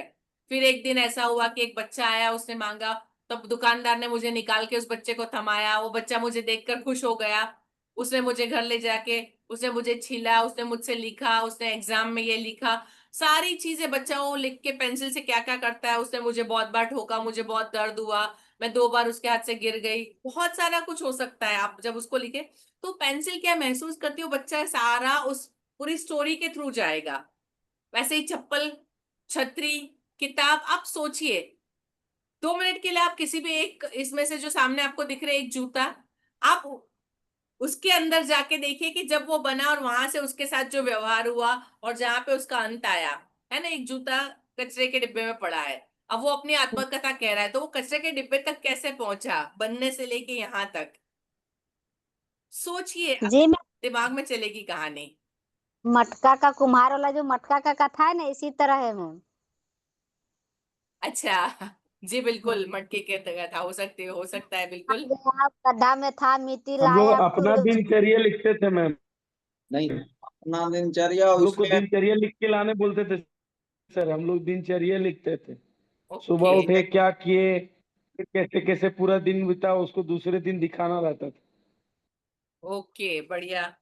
लेकिन हम सिर्फ अपने पर्सपेक्टिव से सोचते हैं, दूसरों के उससे नहीं सोचते। जब ये लिखते हैं तब आप दूसरों के तरीके से सोचते हैं। तो जो हमने अभी स्टार्टिंग में पढ़ा कि भावात्मक मूल्य, तो ये कैसे सीखेंगे, भावात्मक बुद्धि कैसे आएगी, ऐसा कुछ सिखाएंगे तब बच्चों में आएगी कि दूसरों के तरीके से कैसे सोचना। जब अब उनको बताएंगे, एक जोकर जो हंसता है, उसको पैर में लग गई है, उसके घर में कुछ हो गया है, घर में खाना नहीं है, वो सुबह से भूखा है, फिर भी वो हंस के काम कर रहा है, तब उसको शाम को पैसा मिलेगा। बहुत सारी चीजें तब बच्चे सीखेंगे। तो ये जो मन के अंदर भावनाएं होती है, दूसरों की भावना को समझना, ये चीज तब आएगी जब आप ये करेंगे। अभी नेक्स्ट मंथ के अंदर एक दिन आपको ये इस तरह से या तो बच्चे से बुलवा सकते हैं, या बच्चे लिखने लायक हैं, लिख सकते हैं, तो उनसे लिखवाएंगे। और यदि बच्चे छोटे हैं जो लिख नहीं सकते हैं, एटलीस्ट वो समझ के बोल तो सकते हैं, तो आप, मैंने तो ये 5-6 उदाहरण दिए और बहुत सारी चीजें हो सकती है। एक टीवी पे कार्टून आता था नोबिता वाला, पता है, किसी ने देखा है? डोरेमोन। यस डोरेमोन में एक बार बताया था कि नोबिता की जितने भी चीजें हैं, उसका बैग, उसकी किताबें, उसकी पेंसिल, उन सबको जान आ जाती है और वो सारी बोलने लगती है। तो वो जैसे ही बैग फेंकता है तो बैग चिल्लाता है, नोबिता तुम मुझे रोज आके फेंक देते हो, आके तो सारा दिन लेके घूमते हो, मैं तुम्हारा सारी किताबें उठाता हूँ और शाम को घर आके तुम सीधे मुझे फेंक देते हो। तो वो बैग क्या फील करता है वो उसमें कार्टून में बताया था, तो बच्चे उसको समझ सकते हैं कि वो क्या चीज है, यदि हम किसी के साथ कैसे व्यवहार करेंगे तो वो सामने कैसा फील करेंगे। तो ये भूमिका निभाने तो ये भूमिका यदि बच्चे अपने दिमाग से निभाएंगे और लिखेंगे तो इस चीज को समझ पाएंगे। बाकी रोल प्ले एक्टिंग वगैरह तो आप करवाते होंगे, मतलब हम बच्चों को सिखा सकते हैं। हम कहानियां हिंदी में या उसमें पढ़ते हैं तो कहानी में भी एक्टिंग करवाते हैं, आप उसका पात्र, आप उसका पात्र, उसके डायलॉग बोलो, तो वहां तो वो आ जाता है। लेकिन ये एक और तरीका है कि किसी की भूमिका में कैसे जाना, तो हमने जो एक सीखा था भावात्मक बुद्धि, तो ये इस तरीके से हम सिखा सकते हैं। क्लियर है सबको? जी मैम। मजा आ रहा है, अच्छा लग रहा है या नहीं? जी मैम। लग रहा है। ओके, प्लीज नेक्स्ट पे चलेंगे नीरज जी।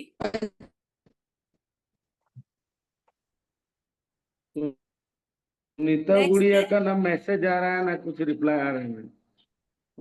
को मजा नहीं आ रहा है, लेक्चर अच्छा नहीं हाँ नैतिक चिंतन। नैतिक चिंतन करना मतलब चिंता और चिंतन में थोड़ा सा फर्क होता है। चिंता मतलब हम सिर्फ क्या होगा क्या होगा, चिंतन मतलब क्या होगा तो कैसे करेंगे, ये हो सकता है हम ऐसे करेंगे तो ऐसे होगा। किसी भी चीज के बारे में आगे की सोच रखना उसको चिंतन कहते हैं। चिंता और चिंतन क्लियर, डिफरेंस क्लियर?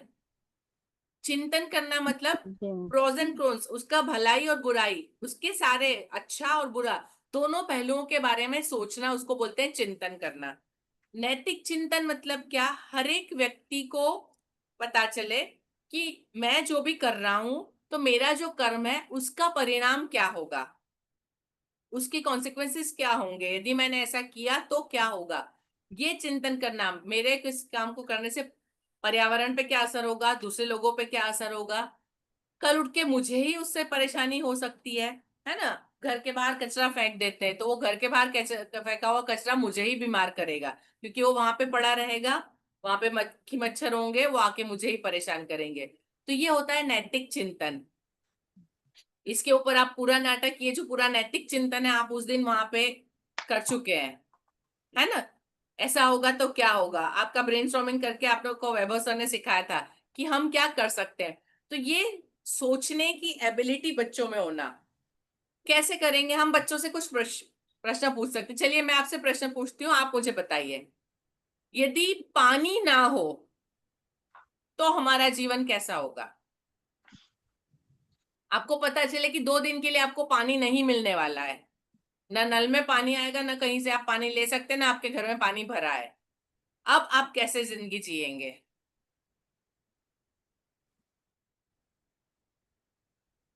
प्यास मुझे से जवाब मर दीजिए। पानी नहीं होगा तो जीवन नहीं मरेगा सर। बिना पानी का जीना था। जी जी। क्या क्या 2 दिन परेशानी पानी होगी पानी नहीं नहीं होगा तो? मिलेगा तो मैम दिन भर तक तो आदमी हमें ऐसे सबसे प्यासे पहले में तो परेशान हो यहाँ जाता है।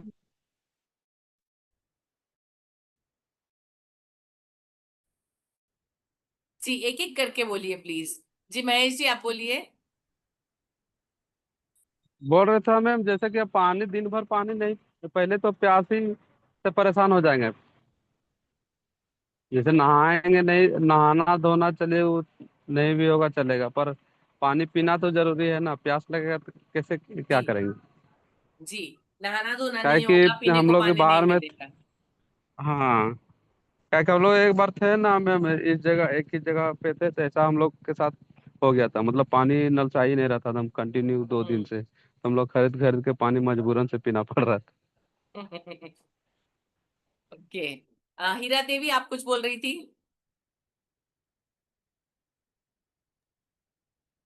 जी मैम। जी मैम अगर पानी नहीं रहेगा तो फिर खाना कैसे बनाएंगे। जी बिल्कुल, वीणा जी। Ma'am hello. हाँ जी। मैम जल, जैसे कि एक कहावत है कि जल ही जीवन है, क्योंकि जल के बिना हम लोग अपने जीवन जीने की कल्पना भी नहीं कर सकते हैं, जी क्योंकि जल हमारे लिए बहुत उपयोगी है। अगर जल नहीं हो तो ये धरा भी नहीं चलेगी, ये जीवन भी नहीं चलेगा। इसलिए जी इसलिए जल के प्रति भी जागरूकता पूरा फैलाई जा रही है कि जल की बचत करो, एक एक जी बूंद जिंदगी की। इसी वजह से कहा गया है कि पानी के बिना हम लोग का जीवन संभव नहीं है। इसलिए जी हमेशा बिल्कुल। पानी को हम लोग को उपयोग में सोच समझ कर लाना चाहिए। जी इसी को जी वीणा जी। यशोदा देवी।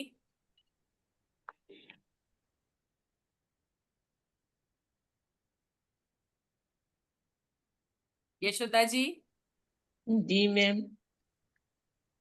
आप बताइए, पानी नहीं होगा तो? मैम हर प्राणियों को पानी बहुत मतलब मूल चीज है। जी पानी के बिना हम लोग नहीं रह सकते, हर प्राणी। कोई प्राणी नहीं जी सकता, बिल्कुल सही बात है। जी सुशीला जी। Hello ma'am. जी मैम मैं पानी के बिना कोई काम नहीं चल सकता है, जैसे सुबह जी बोलिए। ब्रश करना हो गया, सुबह में हाँ पानी जी पीते हैं सब। पानी के बिना हम लोग जी नहीं सकते हैं, सब कुछ पानी के बिना हम लोग के जैसे उपयोग सब कुछ में आता है सर। जी बिल्कुल। जी जी और कोई बोलना चाहता है? सविता जी, बबीता जी। जी मैम। जी पानी नहीं होगा तो क्या होगा? हर चीज की कठिनाइयों, दिक्कत, सब चीज का सामना, मुसीबत सब करना पड़ेगा मैम पानी के बिना। जी सविता जी। जी मैम। जी मैम। मैम पानी पानी पानी नहीं रहेगा तो पेड़ पौधा नहीं होगा, पेड़ पौधा नहीं होगा तो ऑक्सीजन कैसे मिलेगा? पानी जी हमारे जीवन में सबसे ज्यादा जरूरी है। पानी के बिना कोई काम नहीं होगा। जी तो ये नैतिक चिंतन बच्चों को सिखाना है, उनके सामने प्रश्न रखना है। पानी नहीं होगा तो क्या होगा, पौधे नहीं होंगे तो क्या होगा, सूरज ना निकले तो क्या होगा, ये सब हमारे आसपास पर्यावरण की चीजें। लेकिन यदि इनमें से कोई भी चीज ना हो तो परेशानी। जैसे हमने इसके पहले भी बात की थी, मधुमक्खी ना हो, मधुमक्खी ना हो तो सारा हमको खाना मिलना बंद हो जाएगा, है ना। इंसान नहीं है तो दुनिया चलती है, लेकिन इस इकोसिस्टम में कोई भी एक यदि बीच में से हट जाता है तो सारा सिस्टम बिगड़ता है। तो नैतिक चिंतन करना बच्चों को सिखाना। जी सुनीता जी, पानी के बिना जीवन संभव नहीं है। ये नैतिक चिंतन बच्चों को कैसे सिखाना? उनसे प्रश्न पूछ के, उनको कोई ऐसी बात कह के, या उनसे कोई ऐसा प्रोजेक्ट दे के, कोई ऐसा काम करवा के, एक दिन आधा घंटा दे दिया कि आपको ये करना है, लेकिन इसमें आप इसका उपयोग नहीं कर सकते, अब सोचिए आप कैसे करेंगे। तब उस चीज के महत्व को पता चलता है।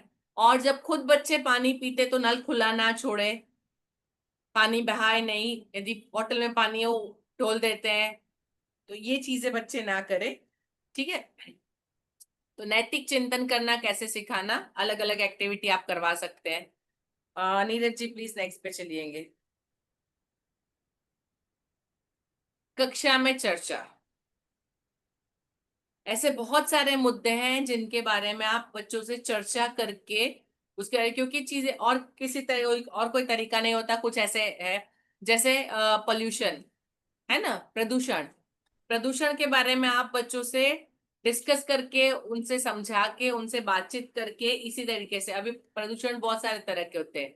वायु का प्रदूषण होता है, जमीन का प्रदूषण होता है, पानी का होता है ना। बहुत सारे अलग अलग तरह के, आवाज का होता है। तो कौन सा प्रदूषण किस तरीके से असर करता है, उससे क्या प्रभाव पड़ेगा व्यक्ति के ऊपर, और उसके लिए बच्चे खुद क्या कर सकते हैं, है ना। अभी जैसे हम पानी की बात चल रही थी, यदि पानी गंदा मिले, लेकिन गंदा मिले, खराब पानी हो, तब कैसे करेंगे? जैसे बारिशों में कई बार होता है कि कभी पाइपलाइन में फूट जाती है तो मिट्टी अंदर आ जाती है, या बारिश का पानी नदी का गंदा आया, तब हम गंदे पानी का उपयोग करते हैं तो बच्चे बीमार पड़ते हैं, है ना। पेट में दर्द होता है, उल्टियां हो जाती है, बहुत सारी तकलीफें हो जाती है। तो यदि पोल्यूटेड वाटर, पानी, प्रदूषित पानी हम पीते हैं तो इतनी परेशानियां। इन चीजों को बच्चों के सामने डिस्कस करना और उसके बाद उनको बताने दो, उनकी तरफ से आने दो कि ये करेंगे तो ऐसा होगा, ये नहीं करेंगे तो ऐसा होगा। दी हम किस तरीके से पर्यावरण को बचा सकें, है ना। ये सिर्फ पर्यावरण की बात नहीं है, एक और चीज हो सकती है। आप बच्चों को कोई एक कहानी दे दीजिए, कोई एक परिस्थिति दे दीजिए कि आप रास्ते से जा रहे हैं, सामने आपने देखा कि एक कोई बूढ़े चाचा हैं, वो अपने स्कूटर पर जा रहे हैं और स्कूटर पंक्चर हो गया उनका, और वो रास्ते में खड़े हैं और दूर दूर तक कोई उनको मदद करे ऐसा कोई व्यक्ति नहीं दिख रहा है, उनको मदद नहीं मिल रही है। यहां से कहानी छोड़ दिया, अब इस कहानी को बच्चे पूरा करें।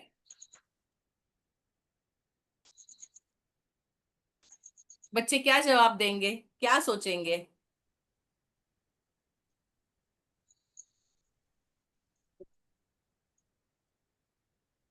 आप सबके दिमाग में कहानी आगे चल रही है? जी मैम। Yes ma'am.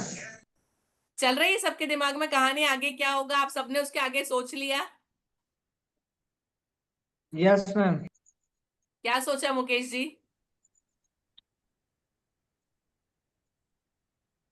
मतलब प्रदूषण के बारे में ना मैम?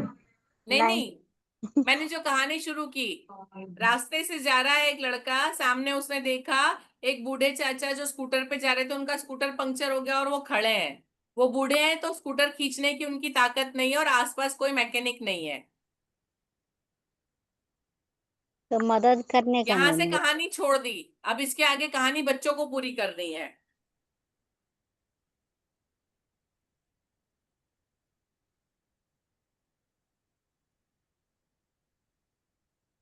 आगे क्या होगा? बच्चे बोल रहे हैं मैम रास्ते से कोई आता आता जाता होगा मैम, आते जाते समय किसी को दिख ही जाएगा तो दिखने पर फिर उसको सहायता करेंगे, सहायता करके फिर उसको घर पहुंचाने का काम करेंगे या तो मैकेनिक के यहाँ। ठीक है, कोई और सहायता कैसे करना, मीना जी?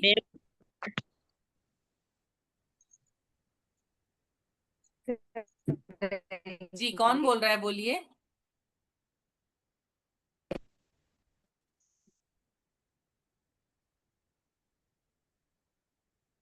कहानी को पूरा करना है। वो बच्चा कैसे सहायता कर सकता है, क्या क्या तरीके हो सकते हैं? वो बच्चा सबसे पहले तो सहायता करेगा कि नहीं करेगा। तो सहायता करने के बारे में सोचा, मतलब ये नैतिक विचार उसके मन में आया, ये नैतिक चिंतन है कि वो बूढ़े हैं, परेशानी में है, मुझे उनकी मदद करना चाहिए। विचार आना बच्चे के दिमाग में, ये बड़ी बात है। मैम हम बोले। जी बोलिए।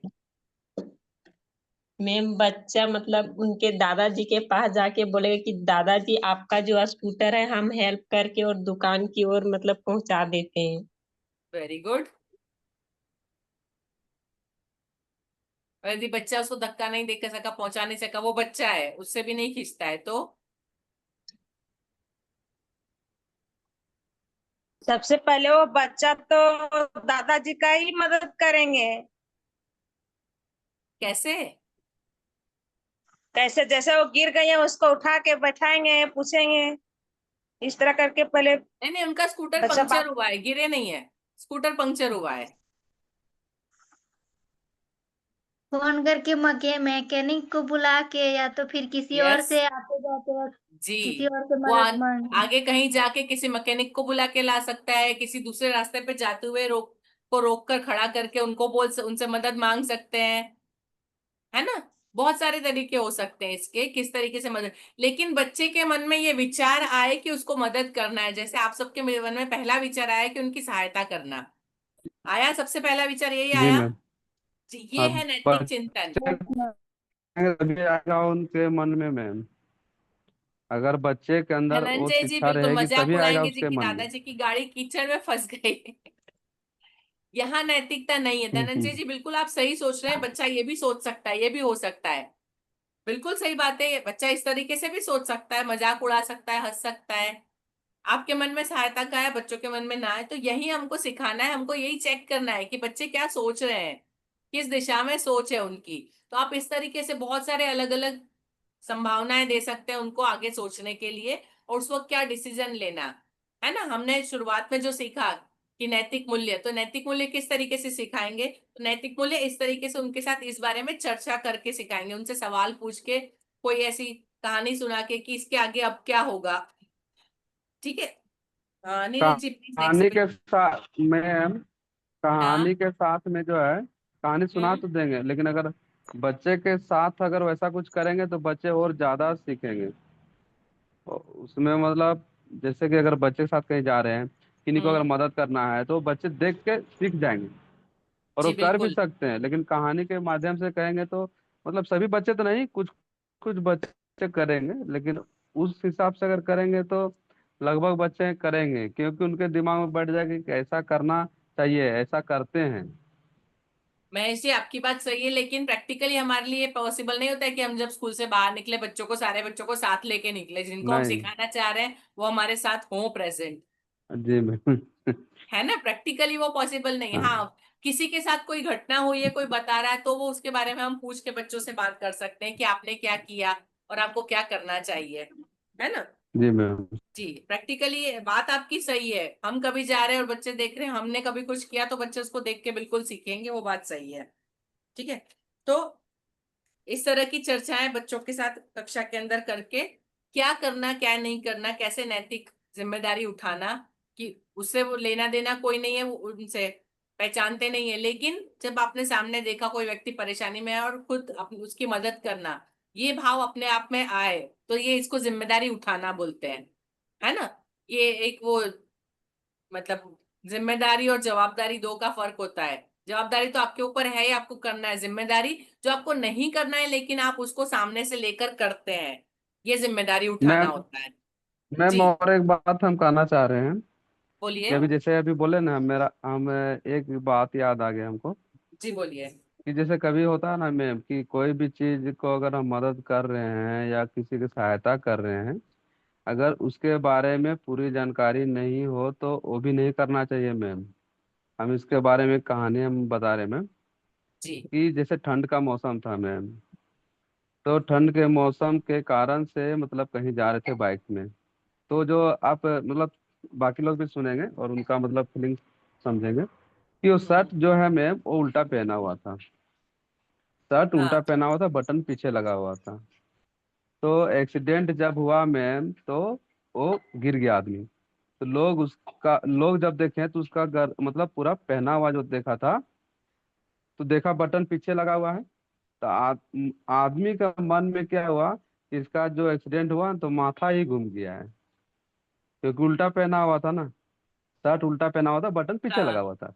हाँ। तो लोग जब देखा एक्सीडेंट में गिर गया है, तो सोचा अरे इसका तो लग रहा है कि माथा ही घूम गया है। तो उसकी मदद करने के लिए वो कुछ देखा नहीं, उसका माथा जोर से पकड़ा और पूरा जोर से घुमा दिया। अरे बाप रे। तो क्या है मैम, कभी कभी क्या है कि जल्दबाजी भी नहीं करना चाहिए। गलत हो हमने इसको जाता पढ़ा है। था मैम एक पेपर में। हाँ, कभी जी कभी मतलब सही करना चाहते हैं वो गलत हो जाता है। गलत हो जाता है, बिल्कुल सही है। ये सीखने वाली बात है, सोच समझ के करना चाहिए जो भी करना है, बिना सोचे अचानक से जी वो मैम। नहीं करना चाहिए। बात सही है आपकी। फर्स्ट एड भी सिखाई जाती है, फर्स्ट एड में आप कितना कर सकते हैं, कभी किसी को देखें तो कौन सी मदद कितनी करनी चाहिए उसकी भी लिमिटेशन है, फर्स्ट एड में सिखाया जाता है। जी मैम। विनय जी, अभी बात निकली तो एक दिमाग में आया है, फर्स्ट एड के बारे में टीचरों को जानकारी है, विनय जी।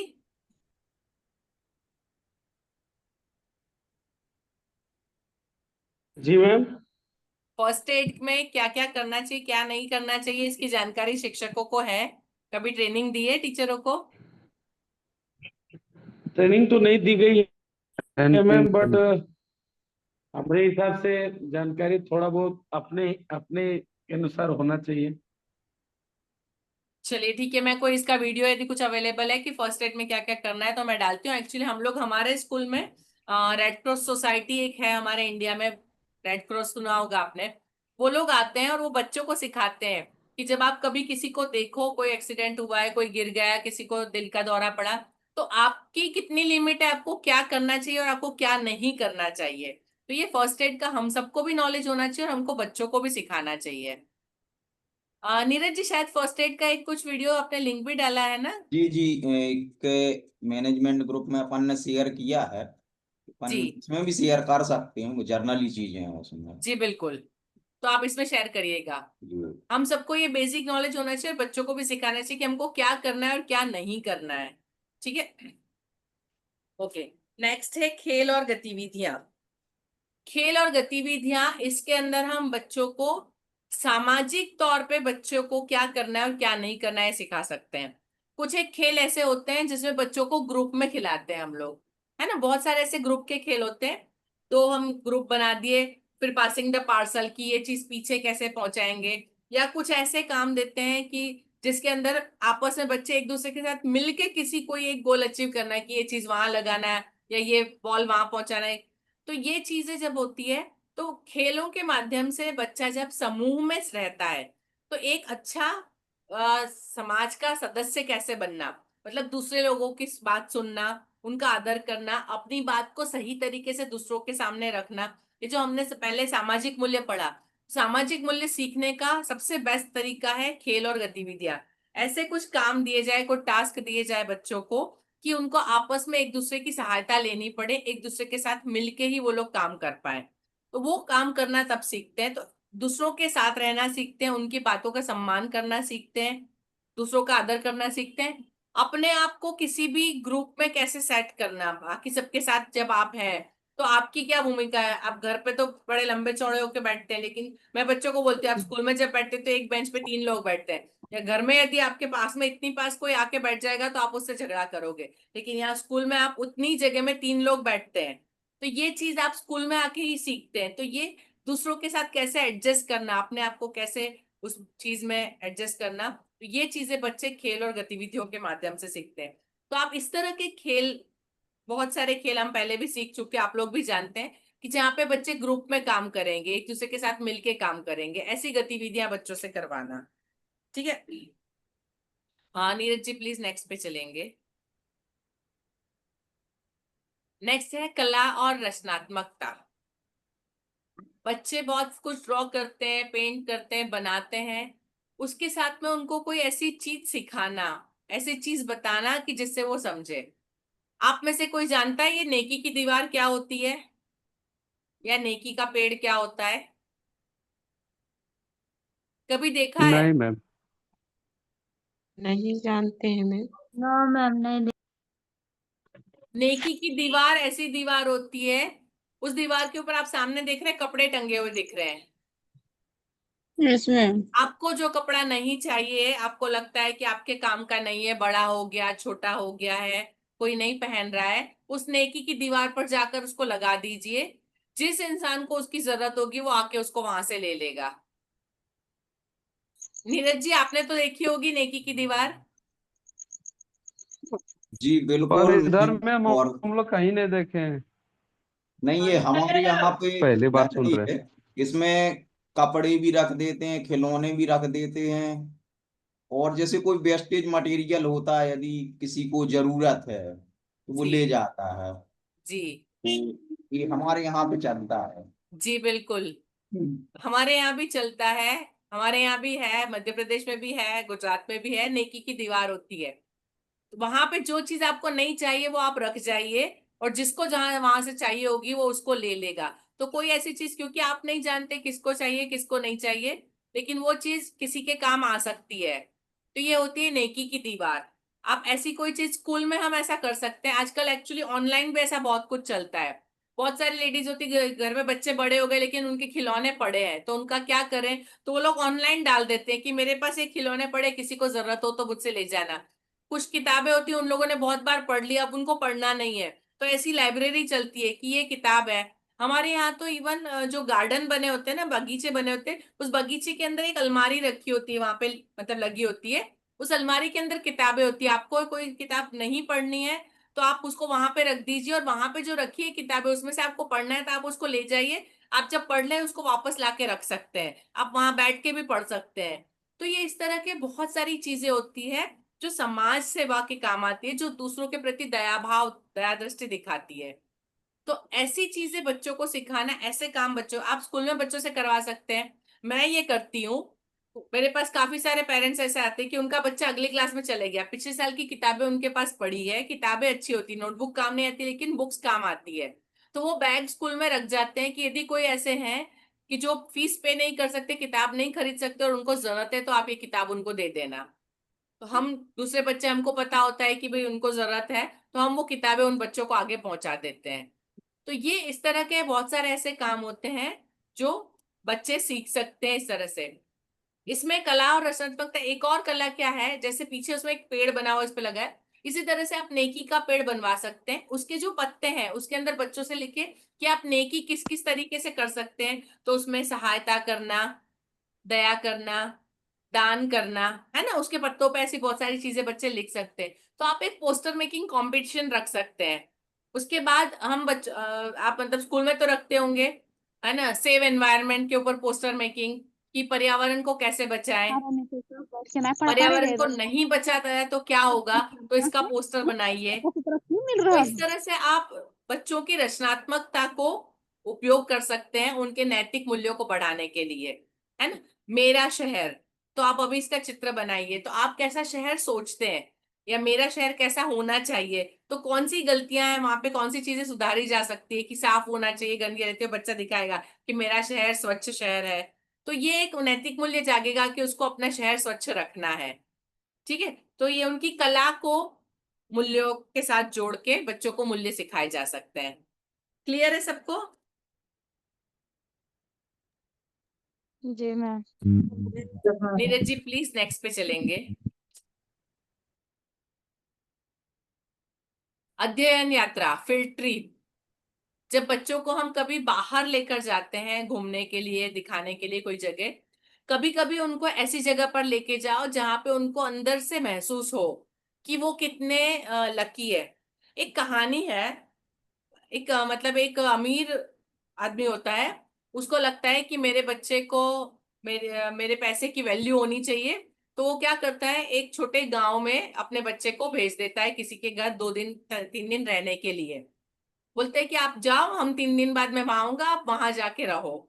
वो बच्चा वहां गांव में आके रहता है, 2-3 दिन किसी किसान के घर में रहता है, उसके साथ में नदी पे जाना, तालाब पे नहाना, खेतों में काम करना, बाहर बगीचे में खुले में सोना, वो सब कुछ, मतलब वो गरीब के घर में, किसान के घर में रह के वो बच्चा 3 दिन बाद जब उसके पिताजी आते हैं उससे मिलने के लिए, लेने के लिए उसको, तब वो उसको बैठा के पूछते हैं कि कैसा लगा आपको, क्या सीखा आपने, क्या यहाँ पे रह के कैसा लगा।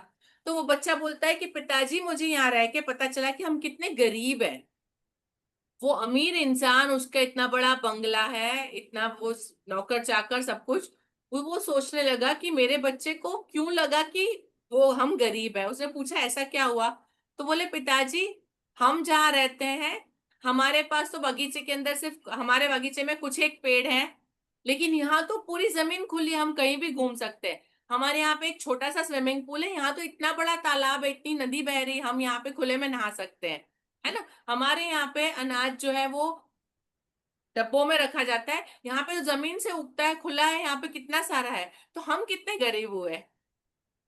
वो अमीर इंसान को खुद के मतलब खुद के ऊपर ये महसूस हुआ, शर्म महसूस हुई कि मैं अपने आप को अमीर समझता हूँ, लेकिन मुझसे अमीर तो ज्यादा लोग, ये लोग हैं जो प्रकृति के साथ रहते हैं, प्रकृति में रहते हैं। मैं सिर्फ पैसे को अमीरी समझता हूँ, लेकिन प्रकृति को नहीं सीखा जो मुझे मेरे बेटे ने सिखाया। तो बच्चों को ऐसी जगह पे ले जाना जहां पर उनके भाव जगे, वो कुछ सीखे समझे, तो ऐसी जगह होती है वृद्धाश्रम। हमारे शहरों में होते हैं, आपके वहां पे शायद देखने को नहीं मिलेंगे, बहुत अच्छी बात है, लेकिन अनाथ आश्रम आपको देखने को मिल जाएंगे।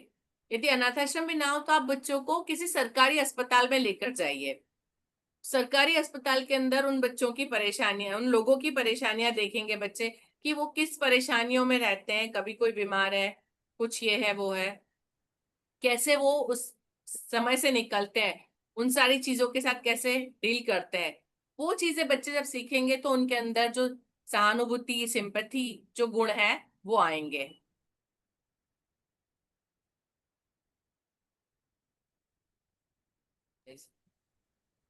तो ये सारे गुण बच्चों को सिखाना, तो ऐसी किसी जगह पे जहां पर बच्चे दूसरों को देखें, उनकी तकलीफ को देखें, उनको समझें। मैं डिस्कस कर रहा कि मैं मतलब जब इंदौर में रहती थी तब हम लोग एक अनाथ आश्रम था वहां जाते थे। तो मैं जब तक अनाथ आश्रम में नहीं गई थी मुझे नहीं पता था, मुझे लगता था वो सब वहां रहते हैं, लेकिन जब वहां गई तब देखा तो पता चला उन्होंने मुझे इसलिए बुलाया था कि वो मुझे चाहते थे कि जो 15 से 17-18 साल की लड़कियां हैं आप उनके साथ आइए, उनको सिखाइए कि घर में कैसे रहा जाता है। क्योंकि वहां जो लड़कियां रहती थी उन्होंने घर देखा ही नहीं है, वहां पे काम करना है, क्योंकि वहां पे 50-60 लड़कियां थी, 50-60 लड़के, 100-150 लोग रहते थे। तो वहां पे काम कैसा बटा होता था कि हर एक की ड्यूटी होती थी। तो किसी बच्चों की एक हफ्ता ड्यूटी बर्तन मांजने में, फिर एक हफ्ता उनकी झाड़ू पोछा में ड्यूटी आती थी, फिर एक हफ्ता उनकी रोटी बनाने में ड्यूटी। तो उनकी जो ड्यूटी, उनको सिर्फ उतना काम करना है, उसको बाद छूट जाना है। तो वो जो अनाथ आश्रम के मालिक थे वो बोलते हैं कि इन बच्चों को नहीं पता कि घर में कैसे रहा जाता है, घर में कैसे काम किया जाता है, सुई धागे से कैसे बटन टाका जाता है उनको नहीं आता है, 2 लोगों का खाना बनाना हो तो आटा कितना लेना, सब्जी कितनी चाहिएगी, इनको नहीं पता। तो ये चीजें उनको कौन सिखाएगा? तो वो सिखाने के लिए वो हमको बुलाते थे। हम हफ्ते में एक दिन रविवार के दिन जाते थे दोपहर से, लिटरली हम उनको खाना बना के दिखाते थे कि 2 लोगों का आटा गूंथना है तो कितना नमक डालेंगे, कितना पानी डालेंगे, कैसे आटा गूंथेंगे, सब्जी कैसे काटेंगे, 2 लोगों की सब्जी एक कढ़ाई में कैसे बघारी जाएगी, ये मैंने उनको सिखाया। बटन लगाना मैंने उनको सिखाया है। तो हम जब तक मतलब वहां जाते नहीं है उन लोगों की परेशानियां हम समझ ही नहीं सकते हैं। उनमें से एक लड़की थी, फिर उसकी शादी, क्योंकि 18 साल होते हैं जब लड़की के, तो उनको शादी कर देते हैं अनाथ आश्रम में, उससे ज्यादा नहीं रखते लड़कियों को। तो उसकी शादी हो गई, शादी के बाद भी घर पे मिलने आती थी अपने पति के साथ, और उनके पति को मेरे सामने बोलती कि इन दीदी ने हमको सिखाया है कि घर में काम कैसे करना। शायद आप लोगों के दिमाग में भी अभी काफी सारी चीजें आप क्लियर हो, आपको भी कभी नहीं पता होगा कि ये इस तरह से होता है। हम तो सोच ही नहीं सकते कि किसी को घर में कैसे रहना वो नहीं पता, राइट? मुझे भी जी नहीं पता मैम। था, ये मैं जब वहां गई तब पता चला। तो हम जब ऐसे लोगों से मिलते हैं, एक हमारे वहां पे एक मतलब एक मेरे पापा के दोस्त हुआ करते थे, वो बहुत अमीर थे। एक बार उनको कुछ तकलीफ हुई आंख में, और कुछ महीनों के लिए उनकी आंखों की रोशनी चली गई थी। तो कुछ 6-8 महीने जब उन्होंने अंधों की तरह निकाले, जब उनकी आंखों की रोशनी वापस आई, उन्होंने सबसे पहला काम एक अंधों के लिए स्कूल खोलने का किया। तो ये जब तक कोई इंसान उस परिस्थिति से गुजरता नहीं है वो उस चीज को समझता नहीं है। तो हमको ये करना है कि बच्चों को सिखाना है इस चीज, मतलब सामने दिखाकर ले जाकर, तो वो संभावनाएं उनमें आएगी, वो चीज को सीखेंगे। ठीक है, नीरज जी नेक्स्ट पे चलिए। मेरी लास्ट क्लिप है, इट इज इको क्लब। किसी ने सुना है इको क्लब?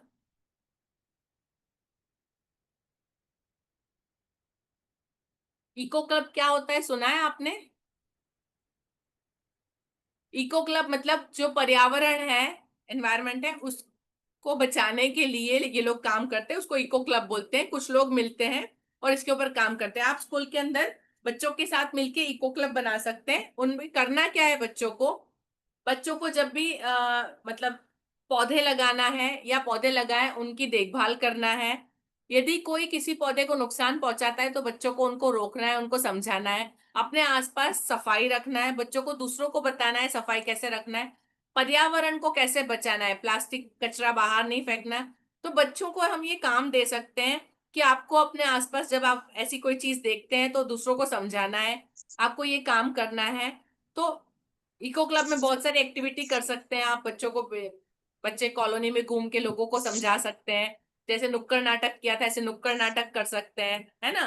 तो इस तरह की बहुत सारी संभावनाएं हो सकती है जो इको क्लब वाले बच्चे हफ्ते में एक दिन करे काम, है ना, लोगों को समझाए, या कोई किसी जगह की सफाई करे या कुछ करके बताए, उससे बाकी लोगों में जागरूकता आती है। जब बच्चों को करते देखते हैं तो लोग अपने आप करते हैं।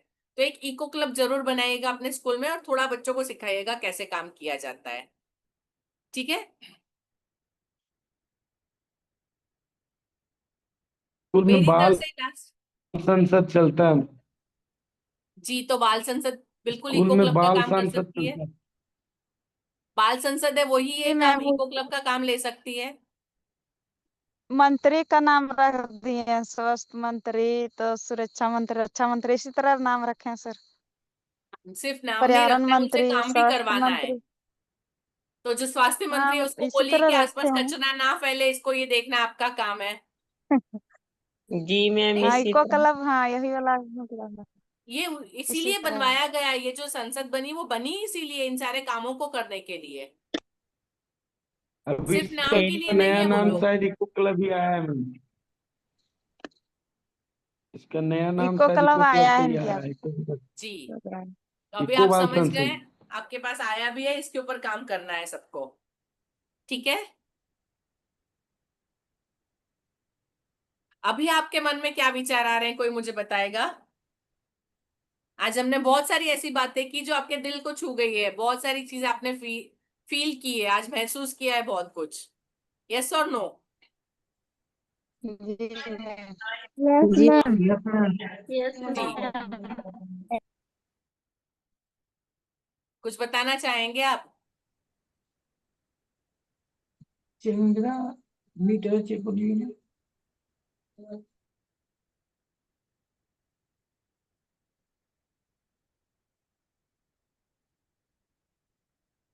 नीरज जी? मैम जैसे कि मैम आज इन सब शब्दों से कुछ परिचित, बोलना चाहते हैं? लेकिन मतलब इन पूरी तरह से नहीं समझ में आया था, वो चीज आज अच्छे से जानकारी मिली। Okay, thank you. जैसे आप पारंपरिक और सांस्कृतिक, सामाजिक, ये सब तो शब्द से परिचित है, लेकिन मतलब जी इसका अर्थ क्या है वो मतलब पूरी तरह से डिफाइन नहीं हुआ था, तो वो चीज सब क्लियर हुआ। जी, थैंक यू धनंजय जी। हाँ, ये।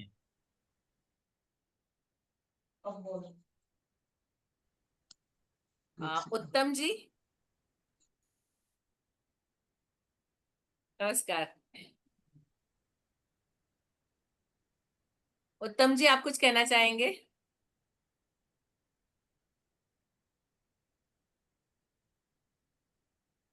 प्लीज अनम्यूट करिए। जी उत्तम सर, आपका यदि कोई मैसेज हो तो जरूर आप दें। मैसेज मेरा सर यही है कि जिस तरह से ये ट्रेनिंग हो रहा है कि हमको कभी कभी याद पड़ती है कि हम लोग जो ट्रेनिंग अपना लिए थे बीएड का, तो उससे भी ज़्यादा मुझे ये बहुत अच्छा लगता है ऑनलाइन में।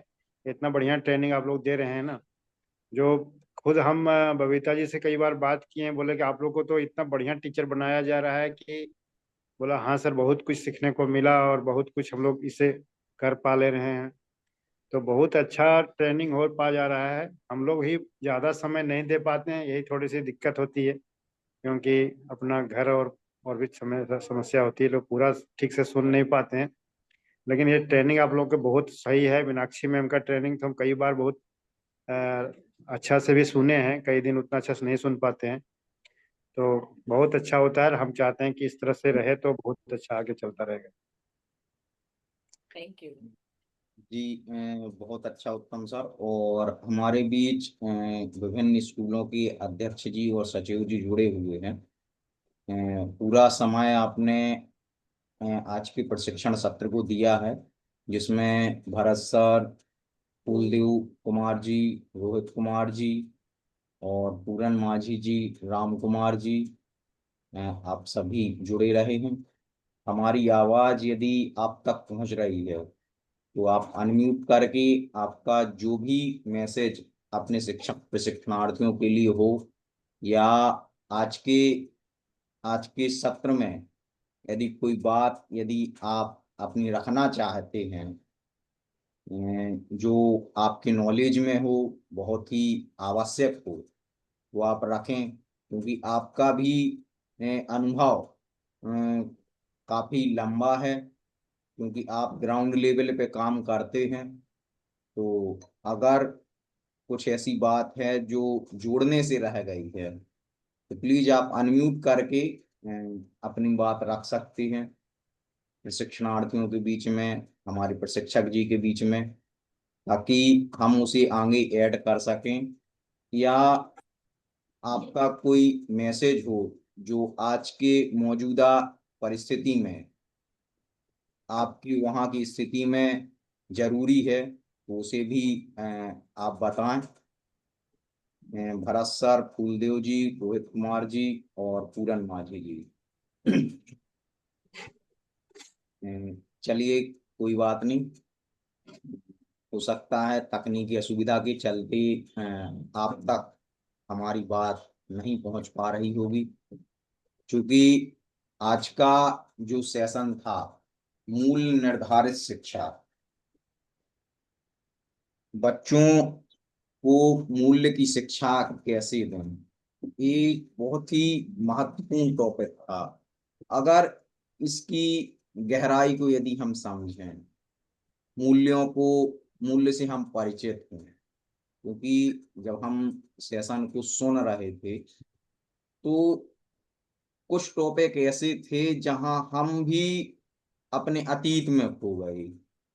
जब हम पढ़ाई करते थे तो एक जो आत्मकथा को लेके बात आई, तो इसमें भी उस समय हमारे हिंदी के में एक लेसन ही था जिसमें नर्मदा की आत्मकथा था। जी। तो उसमें हमें एकदम से याद आया कि हाँ, ये आत्मकथा इस चीज से जुड़ी हुई है। ये अपनी स्वयं की भी आत्मकथा हो सकती है, या किसी वस्तु की, किताब की, पर्वत की, वृक्ष की। तो ये चीजें मूल्यों पर आधारित हैं, इसको चिंतन करने की आवश्यकता है। अब एक को और एक बताया था कक्षा में चर्चा करने को। अब कक्षा में हम किसी भी विषय को लेके चर्चा कर सकते हैं। जैसे अभी मौजूदा एक एग्जाम्पल में हमने दिया था कि एक वृद्ध सज्जन है, उनका स्कूटर खराब हो गया है, तो क्या आगे की कैसे हम इसकी कहानी बनाएं, स्कूटर खराब होने के बाद क्या व्यू रहा होगा, या किसी घटना को लेके या किसी पर्व को लेके अगर हम चिंतन करें या कक्षा में चर्चा करें। अब जैसे आपके यहाँ कर्मा होता है, तो बच्चों में आप कर्मा की भी चर्चा कर सकते हैं कि भाई क्या क्या तैयारियां होती हैं। तो उसमें बच्चे अपना अपना बताएंगे कि भाई हमारे घर में ये होता है, इस प्रकार से तैयारी होती है। तो ये बहुत ही अच्छे से और बारीकी के साथ मैम ने बताया है। अभी एक और बताया था रचनात्मक और क्रियात्मक, इसमें एक के नेकी की दीवार का